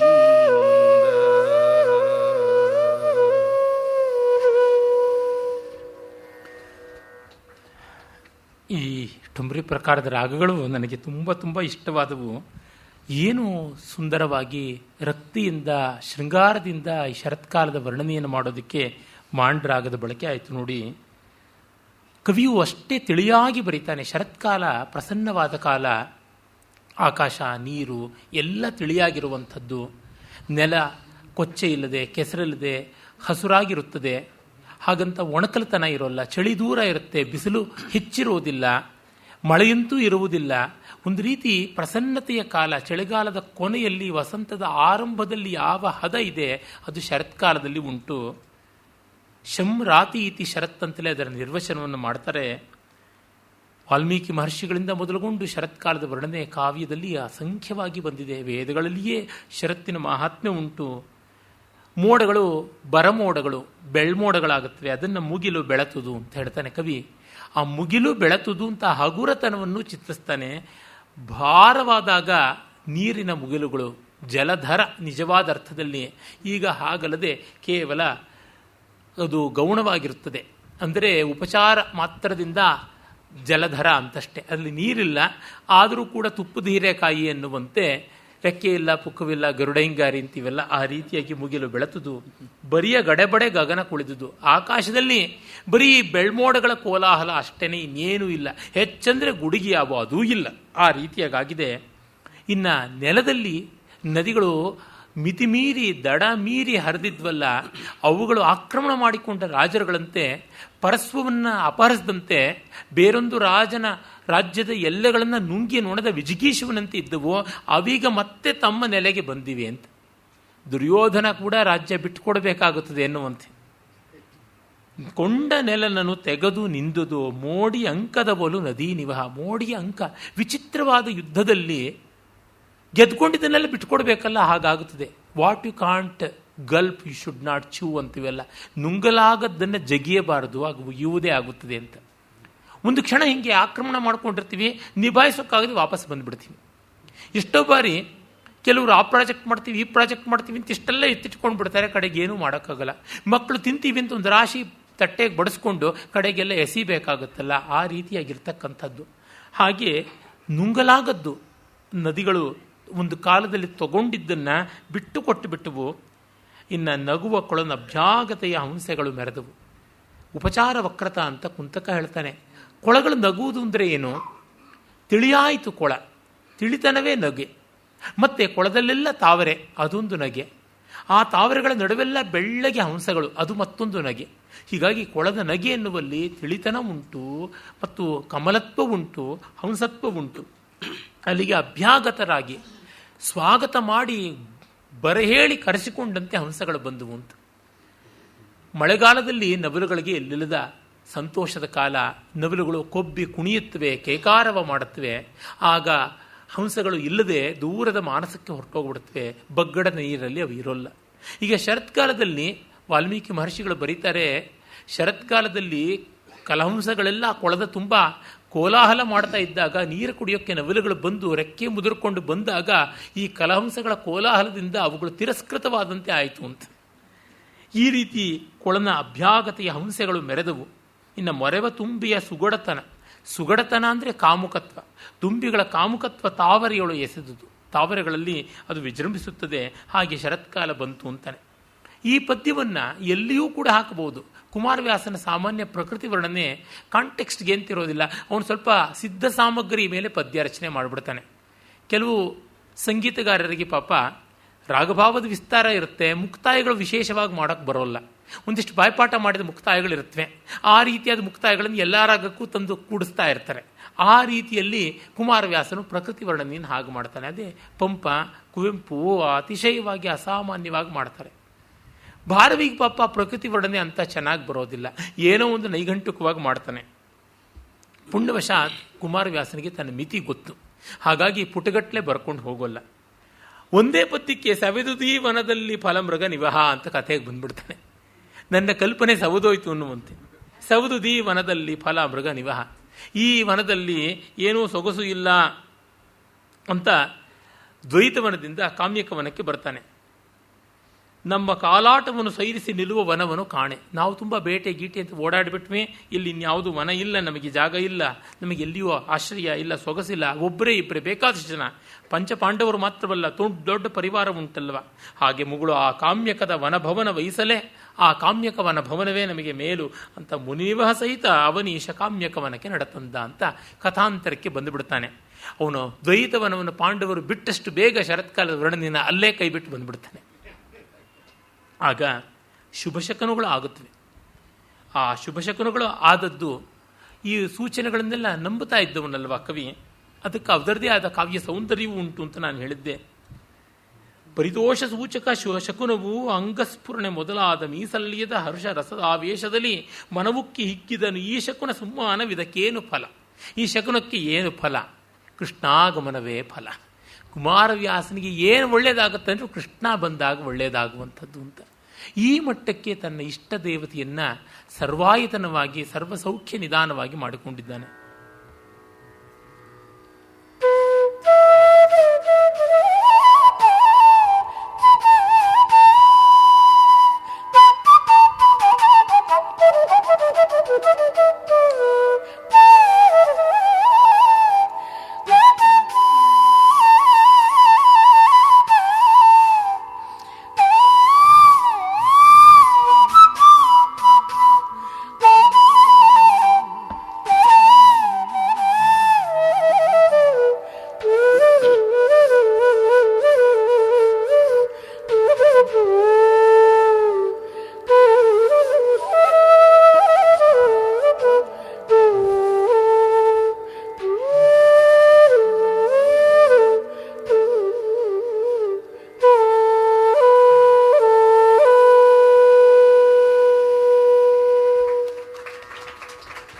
ಇದಕ್ಕೆ ಕೃಷ್ಣಾಗಮನವೇ ಫಲದುದಯ ವೈಸಲೆ. ಇದಕ್ಕೆ ಕೃಷ್ಣಾಗಮನವೇ ಫಲದುದಯ ವೈಸಲೆ ಎನ್ನುತ್ತಲಿರೆ ಬಂದಿದಿರೆ ನಿಂದನು ದೂತನು ಬಂದಿದಿರೆ ನಿಂದನು ದೂತನ್ ಅಮಲ ದ್ವಾರಕಾಪುರದ ಬಂದಿದಿರೆ ನಿಂದನು ದೂತನು ಅಮಲ ದ್ವಾರಕಾಪುರದ. ಇದೆ ಕೃಪಾನಿಧಿ ಬಂದನ್ ಅಸುರಾಭ್ಯುದಯ ಘಾತಕ ಬಂದ. ಇದೆ ಕೃಪಾನಿಧಿ ಬಂದನ್ ಅಸುರಾಭ್ಯುದಯ ಘಾತಕ ಬಂದ. ರಿಪು ಬಲ ಮದನ ಮದಗರ ಬಂದನ್ ಇದೆ ಎಂದನು ಮಹೀಪತಿಗೆ. ಬಂದನ್ ಇದೆ ಎಂದನು ಇದೆ ಕೃಪಾನಿಧಿ ಬಂದನ್ ಅಸುರಾಭ್ಯುದಯ ಘಾತಕ ಬಂದ. ರಿಪುಬಲ ಮದನ ಮದಗರ ಬಂದನ್ ಇದೆ ಎಂದನು ಮಹೀಪತಿಗೆ.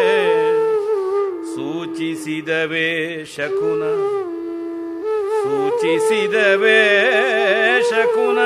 ಪುನರಪಿ ಗೋಚರಿಸಿತೆ ಗರುವ ನಿಧಿ. ನಾವಾಚರಿಸಿತೇನೋ ಶಿವ ಭವ ಭವ ಸಹಸ್ರದಲ್ಲಿ. ಸೂಚಿಸಿದವೇ ಶಕುನ ಪುನರಪಿ ಗೋಚರಿಸಿತೆ ಗರುವ ನಿಧಿ. ನಾವಾಚರಿಸಿತೇನೋ ಶಿವ ಭವ ಭವ ಸಹಸ್ರದಲ್ಲಿ. ನಾವಾಚರಿಸಿತೇನೋ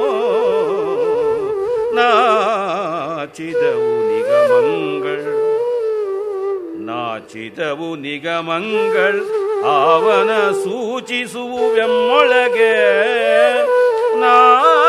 ನಾಚಿದವು ನಿಗಮಂಗಳ್ ಆವನ ಸೂಚಿಸುವೆಮ್ಮೊಳಗೆ. ಕೃಪೆಯಲಿ ರೋಚಕವನ ದೈವ ಮಾಡದೆ. ಕೃಪೆಯಲಿ ರೋಚಕವನ ದೈವ ಮಾಡದೆ ಎನ್ನುತ್ತ ಹೊರವಂಟ.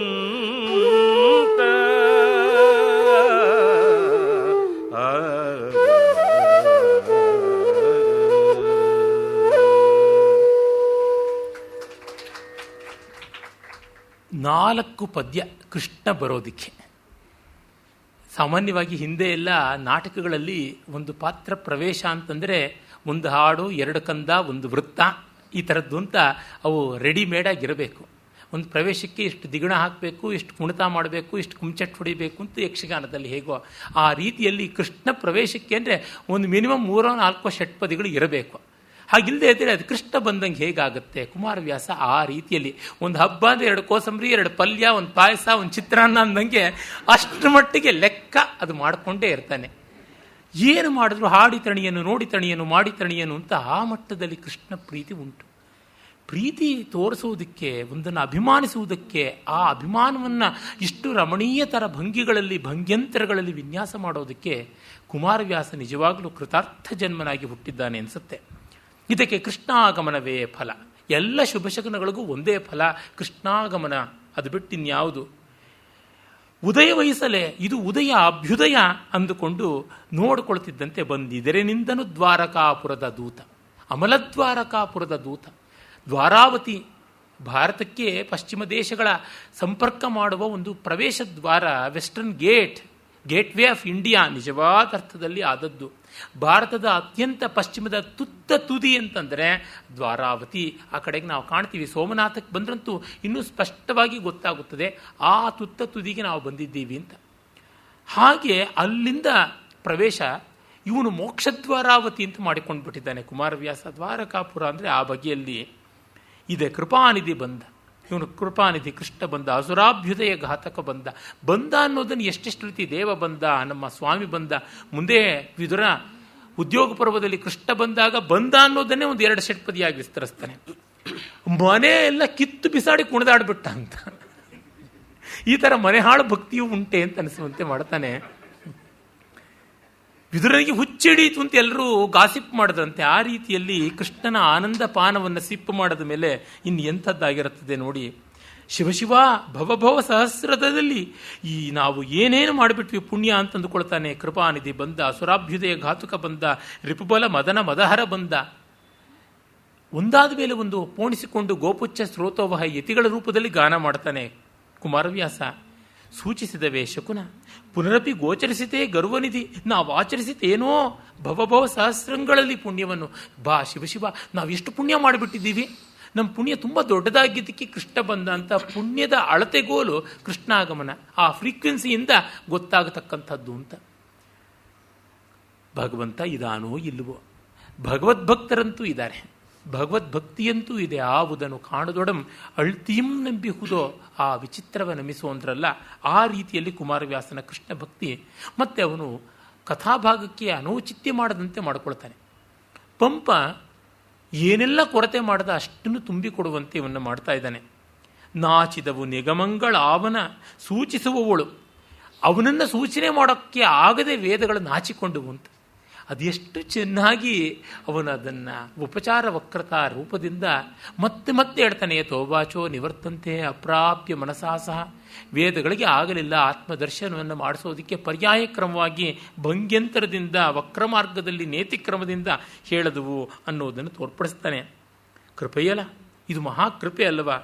ಆ ರೋಚಕವನ್ನು ದೈವ ಮಾಡದೆ ನಮಗೆ ಅವನ ಆನಂದದ ರುಚಿಯನ್ನು ಕೊಡದೆ ಹೋಗುತ್ತದೆಯಾ ಅಂತಂದುಕೊಂಡು ಸ್ವಾಗತಕ್ಕೆ ಹೊರಡ್ತಾನೆ.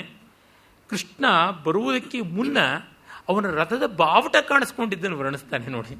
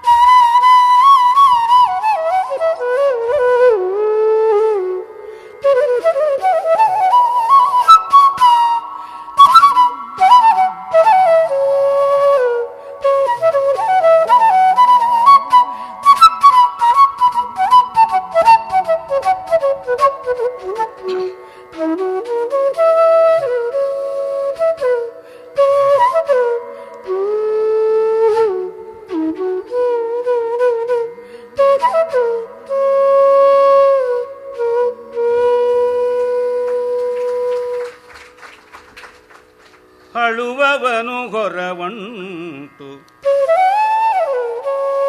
ಗರುಡನ ಹಳವಿಗೆಯ ದೂರದಲ್ಲಿ ಕಂಡನು.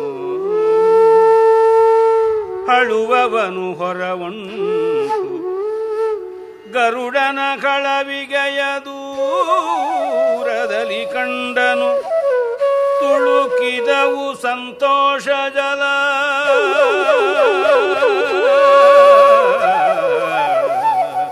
ತುಳುಕಿದವು ಸಂತೋಷ ಜಲ, ನಿಟ್ಟೆಸಲು ಗಂಗಳಲ್ಲಿ ಸಂತೋಷ ಜಲ. ತುಳುಕಿದವು ಸಂತೋಷ ಜಲ ತುಳುಕಿದವು. ತಳಿತ ರೋಮಾಂಚದಲ್ಲಿ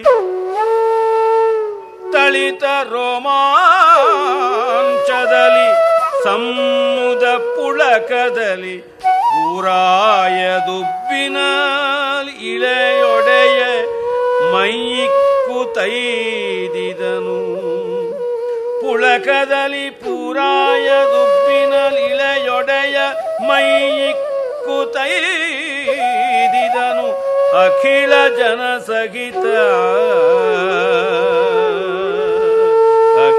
ಜನಸಹಿತ ಪೂರಾಯದುಬ್ಬಿನ ಇಳೆಯೊಡೆಯ ಮೈಯಿಕ್ಕಿದನು.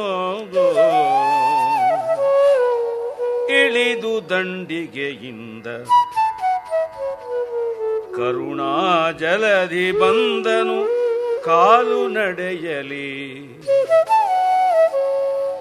ಇಳಿದು ದಂಡಿಗೆಯಿಂದ ಕರುಣಾಜಲಧಿ ಬಂದನು ಕಾಲು ನಡೆಯಲಿ. ಸೆಳೆದು ಬಿಗಿಯಪ್ಪಿದನು ಇದೇನಾಸುರ ಇದೇನೆನುತ.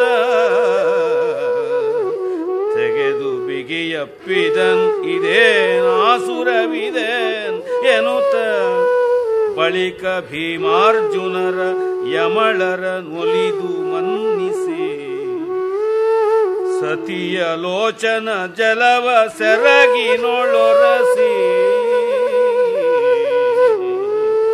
ಬಳಿಕ ಭೀಮಾರ್ಜುನರ ಯಮಳರ ನೊಲಿದು ಮನ್ನಿಸಿ ಸತಿಯ ಲೋಚನ ಜಲವ ಸೆರಗಿನೊಳೊರಸಿ ಸಂತೈಸಿದನು. ಲೋಚನ ಜಲವ ಸೆರಗಿನೊಳೊರಸಿ ಸಂತೈಸಿದನು.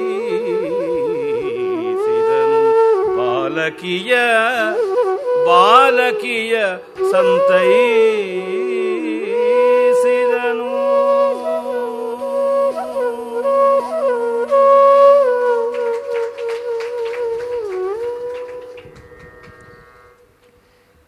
ಅವನಿಗೆ ಕೃಷ್ಣ ಬರುವುದು ಒಂದು ದೊಡ್ಡ ಘಟನೆ. ಏನೋ ಬಂದ ಅಂತ ಹೇಳೋದಕ್ಕಾಗೋಲ್ವಲ್ಲ. ಹಳುವವನು ಹೊರವಂಟು ಆ ಕಾಡಿನಲ್ಲಿಯೇ ತನ್ನ ಪರ್ಣಶಾಲೆಯಿಂದ ಹೊರಟು ಗರುಡನ ಹಳವೆಗೆಯೇ ದೂರದಲ್ಲಿ ಕಂಡನು. ಗರುಡ ಧ್ವಜವನ್ನು ಹಳವೆಗೆ ಬಾವಟವನ್ನು ದೂರದಲ್ಲೇ ಕಾಣ್ತಾನೆ. ತುಳುಕಿದವ ಸಂತೋಷ ಜಲ ನಿಟ್ಟೆಸಳು ಗಂಗಳಲ್ಲಿ. ಆನಂದ ಬಾಷ್ಪ ಕಣ್ತುಂಬಿತು. ತಳಿತ ರೋಮಾಂಚದಲ್ಲಿ ಮೈ ರೋಮಾಂಚ ಕಂಚುಕಿತವಾಯಿತು. ಸಮುದ ಪುಳಕದಲ್ಲಿ ಸಂತೋಷಕ್ಕೆ ರೋಮಾಂಚನವಾಯಿತು ಅಂತಾನೆ. ಮೈಗೆ ರೋಮಾಂಚನವಾಯಿತು, ಮನಸ್ಸಿಗೆ ರೋಮಾಂಚನವಾಯಿತು ಅಂತಾನೆ. ಪೂರಾಯ ದುಬ್ಬಿನಲ್ಲಿ ಇಳೆಯೊಳೆಯ ಅವನು ಮೈಯಿಕ್ಕಿದನು. ಕೃಷ್ಣ ಬಂದರೆ ಎಲ್ಲರೂ ಬೀಳಬೇಕು, ಅಡ್ಡೆ ಬೀಳಬೇಕು, ಬೀಳಿಸ್ತಾನೆ. ಅವನು ಅಷ್ಟೇ ಕೃಷ್ಣ. ಇಳಿದು ದಂಡಿಗೆಯಿಂದ ಪಲ್ಲಕ್ಕಿಯಿಂದ ಇಳಿದು ಕರುಣಾಜಲದಿ ಬಂದನು ಕಾಲು ನಡೆಯಲಿ. ನೋಡಿ, ಅವನು ಅದನ್ನು ಮರೆಯೋದಿಲ್ಲ. ಆ ಡೀಟೇಲ್ಸ್ ಕೊಡ್ತಾನೆ. ಅವನು ಇನ್ನೂ ಅಷ್ಟು ದೂರ ಇರುವಾಗಲೇ ಇಳಿದು ಬರ್ತಾನೆ. ಬೋವಿಗಳು ಹೊತ್ತು ಬಂದ ವೇಗ ಸಾಲದು, ತಾನು ಓಡಿ ಬರಬೇಕು, ಪಾಂಡವರನ್ನು ಕಾಣಬೇಕು ಅನ್ನುವಂಥದ್ದು. ಡಿ ವಿ ಜಿಯವರು ಯಾರಿಗಾದ್ರೂ ಪರ್ಸನಲ್ ಲೆಟರ್ಸ್ ಎಲ್ಲ ಬರೆದಾಗ ಟೈಪ್ ಮಾಡೋದಿದ್ದರೆ ಟೈಪಿಂಗ್ ಆದಮೇಲೆ ಕಟ್ಟ ಕಡೆಯಲ್ಲಿ ಒಂದು 4 ತಾವೇ ಕೈ ಬರಹದಲ್ಲಿ ಸಾಲುಗಳು ಸೇರಿಸ್ತಾ ಇದ್ರು. ಅವರ ಈ ಹಲವು ಪರ್ಸನಲ್ ಲೆಟರ್ಸನ್ನು ನಾನು ನೋಡಿದ್ದೆ. ಪ್ರೀತಿ ಎಂಥದ್ದು ಅಂದರೆ ಟೈಪ್ ಮಾಡಿದ ಮೇಲೆ ಒಂದಷ್ಟು ಉಳಿಯುತ್ತೆ. ಅತ್ಯತಿಷ್ಠ ದಶಾಂಗುಲಂ ಅಂತ. ತುಂಬ ದೊಡ್ಡದಾದದ್ದು. ಇವೆಲ್ಲ ಉನ್ನತೋನ್ನತವಾದ ಭಾವಗಳು, ದೊಡ್ಡವರ ರೀತಿ ಅಂದರೆ ಅದೇ ಬಗೆಯಲ್ಲಿರ್ತಕ್ಕಂಥದ್ದು. ಆಮೇಲೆ ಬಿಗಿದಪ್ಪಿದನು. ಇದೇನು ಆಸುರ, ಏನು ಅತಿಶಯ ಕಂಡುಬಿಟ್ನಲ್ಲ ಪಾಂಡವರನ್ನ ಅಂತ ಅವ್ರನ್ನ ಕಾಣದೇ ಇದ್ದವನಲ್ಲವಲ್ಲ. ಆದರೂ ಅಪ್ಪಿಕೊಳ್ತಾನೆ, ವಿಶೇಷ ಅಂತ ಭಾವಿಸ್ತಾನೆ. ಬಳಿಕ ಭೀಮಾರ್ಜುನರ ಯಮಳರನ್ನು ಒಲಿದು ಮನ್ನಿಸಿ ಆ ಕ್ರಮ ಉಂಟಲ್ಲ. ಆದರೆ ಅದನ್ನೆಲ್ಲ ಒಂದೊಂದು ಮಾತಲ್ಲಿ ಹೇಳ್ತಾನೆ. ಕುಮಾರವ್ಯಾಸನಿಗೆ ದ್ರೌಪದಿಯ ಮೇಲೆ ಪರಮ ಪಕ್ಷಪಾತ. ನನಗನ್ಸುತ್ತೆ ಕುಮಾರವ್ಯಾಸ ತನ್ನನ್ನು ಈ ಕಾವ್ಯದಲ್ಲಿ ದ್ರೌಪದಿಯಾಗಿ ಕಂಡರಿಸಿಕೊಂಡಿದ್ದಾನೆ. ಅತಿ ಹೆಚ್ಚಾಗಿ ಕುಮಾರವ್ಯಾಸ ಕಾಣೋದು ದ್ರೌಪದಿಯಲ್ಲಿಯೇ. ಬೇರೆ ಪಾತ್ರಗಳಲ್ಲಿ ಅವನು ಇಲ್ಲ ಅಂತ ಇಲ್ಲ, ಆದರೆ ಅವನ ಸ್ಥಾಯಿ ಭಾವ ದ್ರೌಪದಿಯಲ್ಲಿ ಕಾಣುತ್ತದೆ. ಇದನ್ನು ನೋಡಿದಾಗ ನಮ್ಮ ಪ್ರಾಚೀನ ಕವಿಗಳು ಯಾರೂ, ವಿಶೇಷವಾಗಿ ಪುರುಷರು ಕವಿಗಳು, ಕವಯಿತ್ರಿರಲ್ಲ, ಕವಯಿತಾ ಅವರುಗಳು ಯಾರು ಸ್ತ್ರೀ ಪಾತ್ರದ ಜೊತೆಗೆ ತಮ್ಮನ್ನು ಈ ರೀತಿ ಸಮೀಕರಿಸಿಕೊಂಡಿದ್ದು ಕಂಡಿಲ್ಲ. ಕೃಷ್ಣ ಇದ್ದಾನೆ, ಅವನನ್ನು ಪರದೇವತೆ ಅಂತ ಕಂಡಿದ್ದಾನೆ. ಅವನನ್ನು ಎಂದೂ ತನ್ನೊಂದಿಗೆ ಸಮೀಕರಿಸಿಕೊಂಡಿಲ್ಲ ಕುಮಾರವ್ಯಾಸ. ತನ್ನ ಇಷ್ಟದೈವ ತನಗೆ ಆರಾಧ್ಯ ವಸ್ತುವೇ ಹೊರತು ಅಭೇದ ಅಂತ ಭಾವಿಸಿಕೊಂಡಿಲ್ಲ. ಆದರೆ ದ್ರೌಪದಿಯ ರೂಪದಲ್ಲಿ ತನ್ನನ್ನು ಸಾಕ್ಷಾತ್ಕರಿಸಿಕೊಂಡು ಬಿಟ್ಟಿದ್ದಾನೆ. ಅದರಿಂದಲೇ ಎಣೆ ಮೀರಿ ಎಲ್ಲಿ ದ್ರೌಪದಿ ಬರ್ತಾಳೋ ಅಲ್ಲಿ ತಾನೇ ಆಗಿಬಿಡ್ತಾನೆ. ಕೃಷ್ಣ ಬಂದಲ್ಲಿ ಮೈ ಮರಿತಾನೆ, ದ್ರೌಪದಿ ಆದಲ್ಲಿ ಮೈ ತೋರಿಕೊಂಡು ಬಿಡ್ತಾನೆ ತನ್ನನ್ನು. ಹಾಗಾಗಿ ಸತಿಯ ಲೋಚನ ಜಲವ ಸೆರಗಿನೊಳರಿಸಿ ಸಂತೈಸಿದನು ಬಾಲಕಿಯ. ಯಾಕೆ ಏನು ಎತ್ತಾ ಇಲ್ಲ, ಕೃಷ್ಣನ ಕಂಡೊಡನೆ ಅವಳಿಗೆ ಕಣ್ಣೀರು ಬರುತ್ತೆ. ಆನಂದವೂ ಹೌದು, ದುಃಖವೂ ಹೌದು. ನೀನಿಲ್ಲದೆ ಇದ್ರೆ ನನ್ನ ಗತಿ ಏನಾಗ್ತಾ ಇತ್ತು ಅನ್ನುವ ನೋವು. ನೀನು ಬಂದು ಕಾಪಾಡದಿಯಲ್ಲ, ನೀನು ಈಗಲೂ ಕಣ್ಣಿಗೆ ಕಾಣಿಸ್ತಾ ಇದೆಯಲ್ಲ ಅನ್ನುವ ಸಂತೋಷ. ಉತ್ತರೀಯದಿಂದ ಮೊದಲು ಕಣ್ಣೀರು ಒರೆಸ್ತಾನೆ ಅಂತ. ವ್ಯಾಸಾದಿಗಳಲ್ಲಿ ಈ ಥರ ಕಂಡು ಬರೋಲ್ಲ. ಅಲ್ಲಿ ಏನೇನು ಪಾತ್ರ ಹೇಗೆ ವರ್ತಿಸಬೇಕು ಹಾಗೆ. ವ್ಯಾಸರು ಯಾವ ಪಾತ್ರದ ಜೊತೆಗೂ ಸಮೀಕೃತವಾಗಿಲ್ಲ, ಯಾವ ಪಾತ್ರವನ್ನು ತಮ್ಮ ಅಂತರಂಗಕ್ಕೆ ತೆಗೆದುಕೊಳ್ಳೋದೇ ಇಲ್ಲ. ಆದರೆ ಇಲ್ಲಿ ಕುಮಾರವ್ಯಾಸ ತನ್ನನ್ನು ವಿಶೇಷವಾಗಿ ದ್ರೌಪದಿಯಲ್ಲಿ ತೋರಿಸ್ಕೊಳ್ತಾನೆ. ಔಚಿತ್ಯ ಮಾತ್ರ ತಪ್ಪಿಲ್ಲ. ಇದು ದೊಡ್ಡದಾದ ಕಾವ್ಯಶಿಲ್ಪ. ಹಾಗೆ ಮಾಡಿಕೊಂಡು ಕುಶಲ ಪ್ರಶ್ನೆಗಳನ್ನು ಕೇಳ್ತಾನೆ.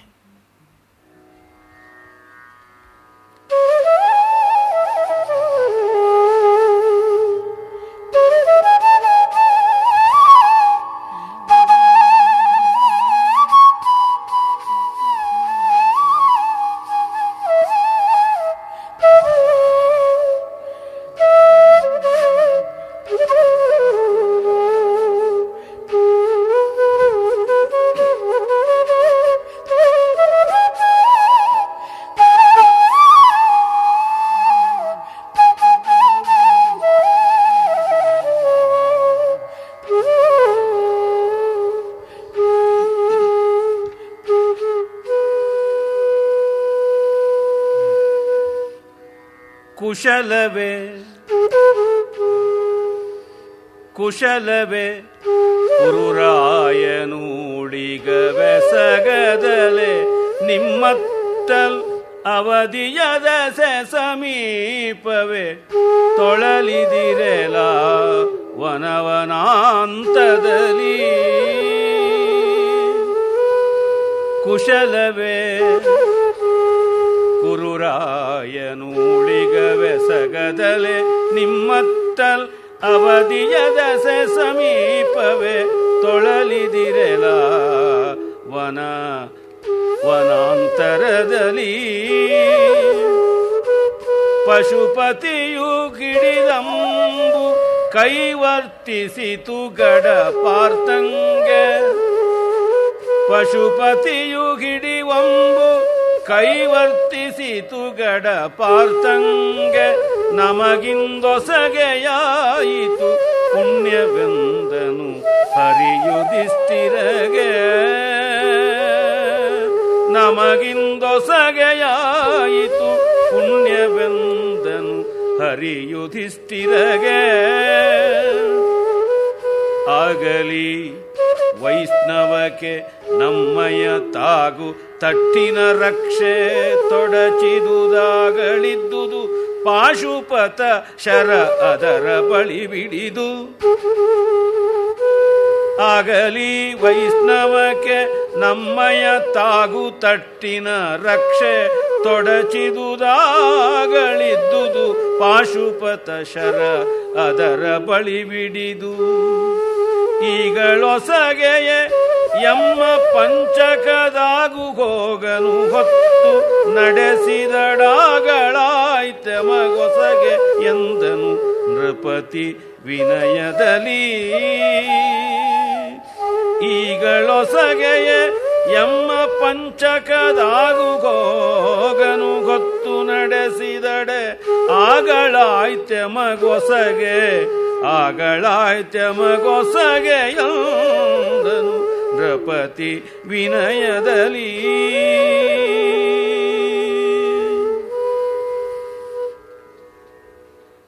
ಒಂದೊಂದು ರಾಗವೂ ಅದೆಷ್ಟು ಸೊಗಸಾದದ್ದು. ಈಗಿನ ಶ್ರೀರಂಜನಿ ಇರಬಹುದು, ಹಿಂದೆ ಬಂದ ಬೃಂದಾವನಿ, ಅದರ ಹಿಂದೆ ಬಂದ ಹಿಂದೋಳ. ಒಂದೊಂದು ರಾಗಕ್ಕೂ ಒಂದೊಂದು ವಿಶಿಷ್ಟವಾದ ಭಾವ. ಶ್ರೀರಂಜನಿಯಲ್ಲಿ ದುಃಖ ಲೇಶವೂ ಇಲ್ಲ. ತುಂಬ ತುಂಬ ಉತ್ಸಾಹಭರಿತವಾದ ಲಾಲಿತ್ಯ ಅದರದು ಉಂಟು.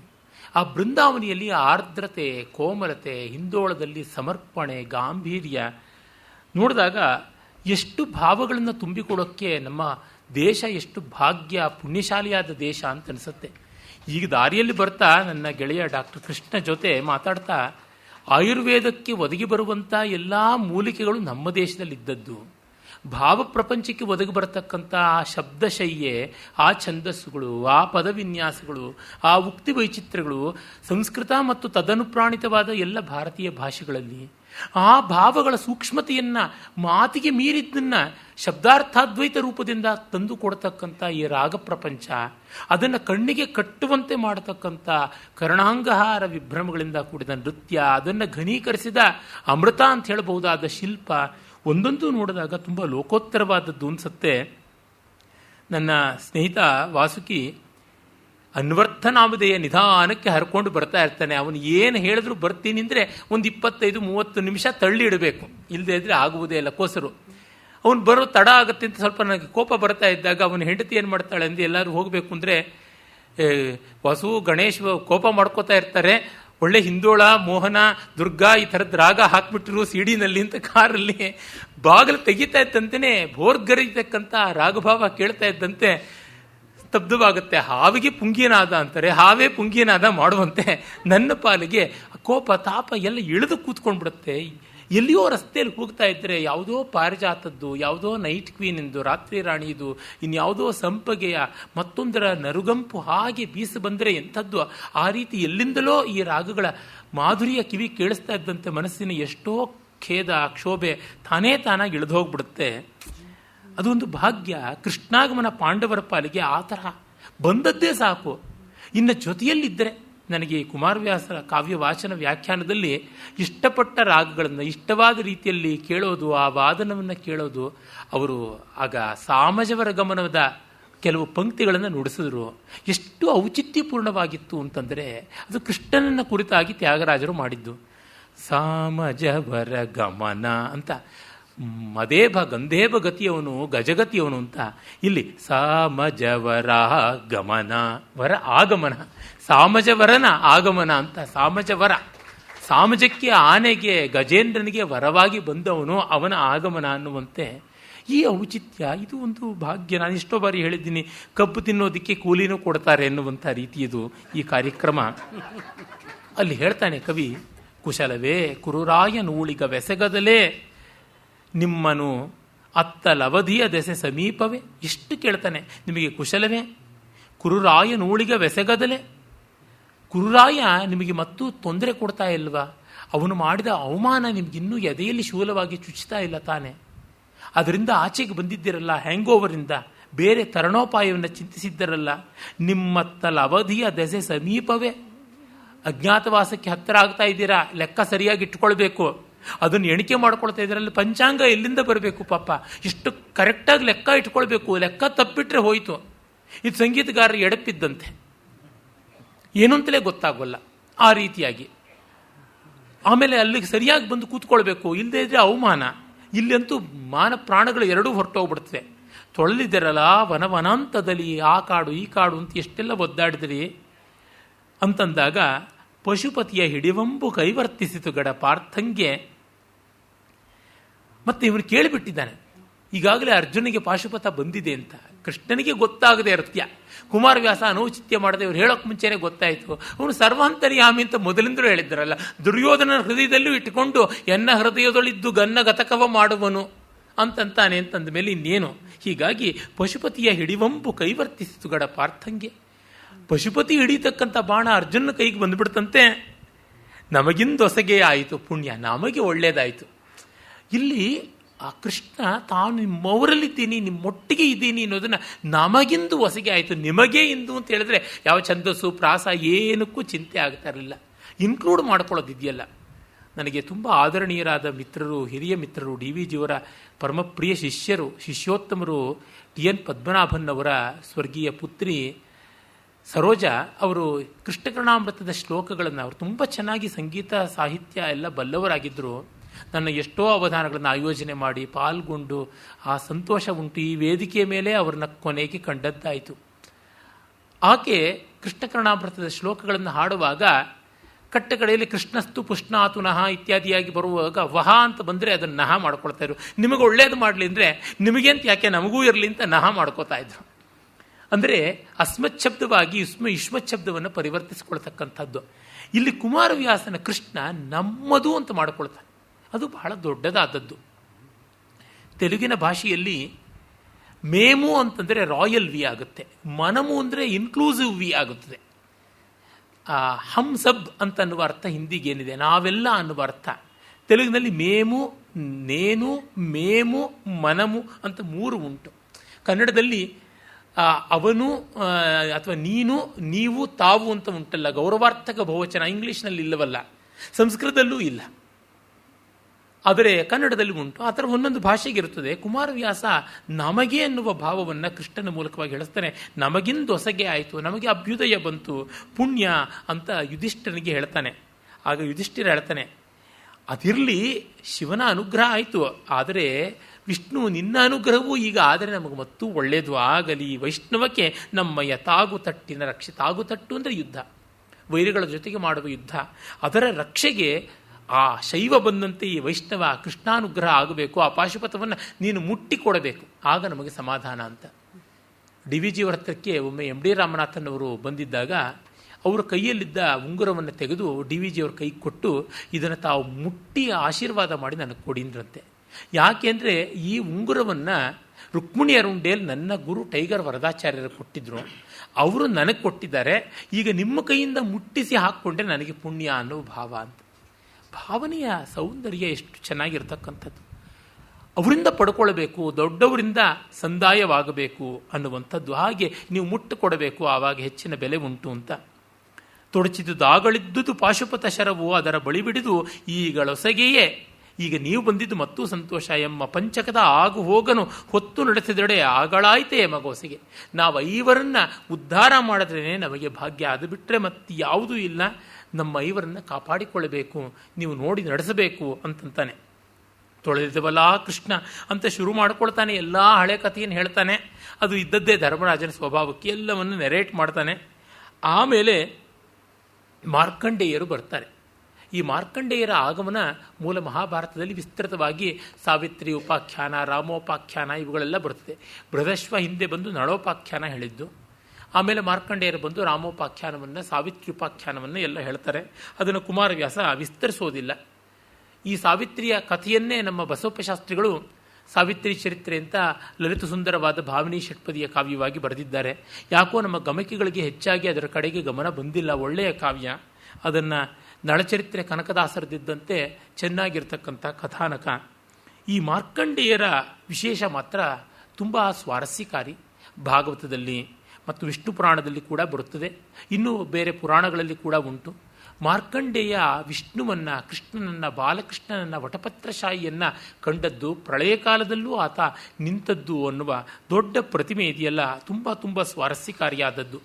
ನಮ್ಮ ಇಡೀ ಪುರಾಣ ಕಲ್ಪನೆಗಳಲ್ಲಿ ಎಷ್ಟೆಷ್ಟು ಕಥಾ ಸ್ವಾರಸ್ಯಗಳಿವೆ. ಮೃತ್ಯುವನ್ನು ಗೆದ್ದ ಮಾರ್ಕಂಡೇಯನ ಕಥೆ ಅಂಥದ್ದು. ಆ ಕಥೆಯನ್ನು ಸಂಕ್ಷೇಪವಾಗಿ ಇಲ್ಲಿ ಮಾಡಿಬಿಟ್ಟಿದ್ದಾನೆ. ಅದರ ತಾತ್ಪರ್ಯ ನೋಡುವುದಿದ್ದರೆ, ತಂದೆ ತಾಯಿಗಳಿಗೆ ಮೃಕಂಡು ಮರುದ್ವತಿಯರಿಗೆ ಸಂತಾನವಿಲ್ಲ. ದೇವರು ನಿಮಗೆ ಎಂಥ ಸಂತಾನ ಬೇಕು, ದುಷ್ಟನಾದ ದೀರ್ಘಾಯು ಬೇಕೋ, ಶಿಷ್ಟನಾದ ಅಲ್ಪಾಯು ಬೇಕು ಅಂತ. ಎಷ್ಟು ಇಕ್ಕಟ್ಟು ನೋಡಿ. ನಮಗೆ ಚಾಯ್ಸ್ ಹೇಗಿರುತ್ತೆ ಅಂತನ್ನೋದಕ್ಕೆ ಇದೊಂದು ಒಳ್ಳೆಯ ನಿದರ್ಶನ. ಆಯ್ಕೆ ಇರುತ್ತೆ, ಆ ಆಯ್ಕೆ ಏನು ಸಂತೋಷ ಕೊಡ್ತಕ್ಕಂಥದ್ದಲ್ಲ. ಶಿಷ್ಟನಾದ ಅಲ್ಪಾಯುವೇ ಸಾಕು ಅಂತ. ಸತ್ತರೆ ದುಃಖ ಆಗುತ್ತೆ, ಆದರೆ ಇರುವಷ್ಟು ದಿವಸ ಸಂತೋಷ ಇರುತ್ತೆ. ದುಷ್ಟ ದೀರ್ಘಾಯುವಿದ್ದರೆ ದೀರ್ಘಕಾಲವೂ ಸಂಕಟ ಪಡ್ತಾ ಇರಬೇಕು. ಕೋರ್ತಃ ಪುತ್ರೇಣ ಜಾತೇನ ಯೋನ ವಿದ್ವಾನ್ನ ಭಕ್ತಿಮಾನ್ ಕಾಣೇನ ಚಕ್ಷುಷಾ ಕಿಂವ ಚಕ್ಷು ಪೀಡೆಯವ ಕೇವಲಂ. ವಿವೇಕಿಯೂ ಅಲ್ಲ, ವಿನಯನೂ ಅಲ್ಲ ಅಂತ ದುಷ್ಟನಾದ ಮಗ ಇರೋದಕ್ಕಿಂತ ಇಲ್ಲದೆ ಇರೋದ ಮೇಲೂ, ಕಣ್ಣಿದ್ರೆ ಬೆಳಗ್ತಾ ಇರಬೇಕು ಕಣ್ಣು, ಹಾಗಿಲ್ಲದೆ ಕಣ್ಣು ಕಾಣಿಸ್ತಾ ಇಲ್ಲ, ಕಣ್ಣಿನ ರೋಗಾನೂ ಮೀರಿದೆ ಅನ್ನೋದಕ್ಕಿಂತ ಕಣ್ಣು ಪಾಪೇನೆ ಹೊರಟೋಗ್ಬಿಡೋದು ಮೇಲೂ, ಕಣ್ಣು ಗುಡ್ಡೇನೆ ಹೊರಟೋಗ್ಬಿಡೋದು ಮೇಲೂ ಅಂತ ಒಂದು ಸುಭಾಷಿತ ಉಂಟು. ಹೀಗೆ ನಮ್ಮ ಪುರಾಣಗಳು ಮಾನವರಿಗೆ ಬರುವ ಈ ಆಯ್ಕೆಯ ನಿರ್ಬಂಧದಲ್ಲಿ ಯಾವ ಸ್ಥಾನವನ್ನು ಹಿಡಿಯಬೇಕು ಅಂತ ನೋಡ್ತಾರಲ್ಲ, ಅದು ತುಂಬ ದೊಡ್ಡದಾದದ್ದು.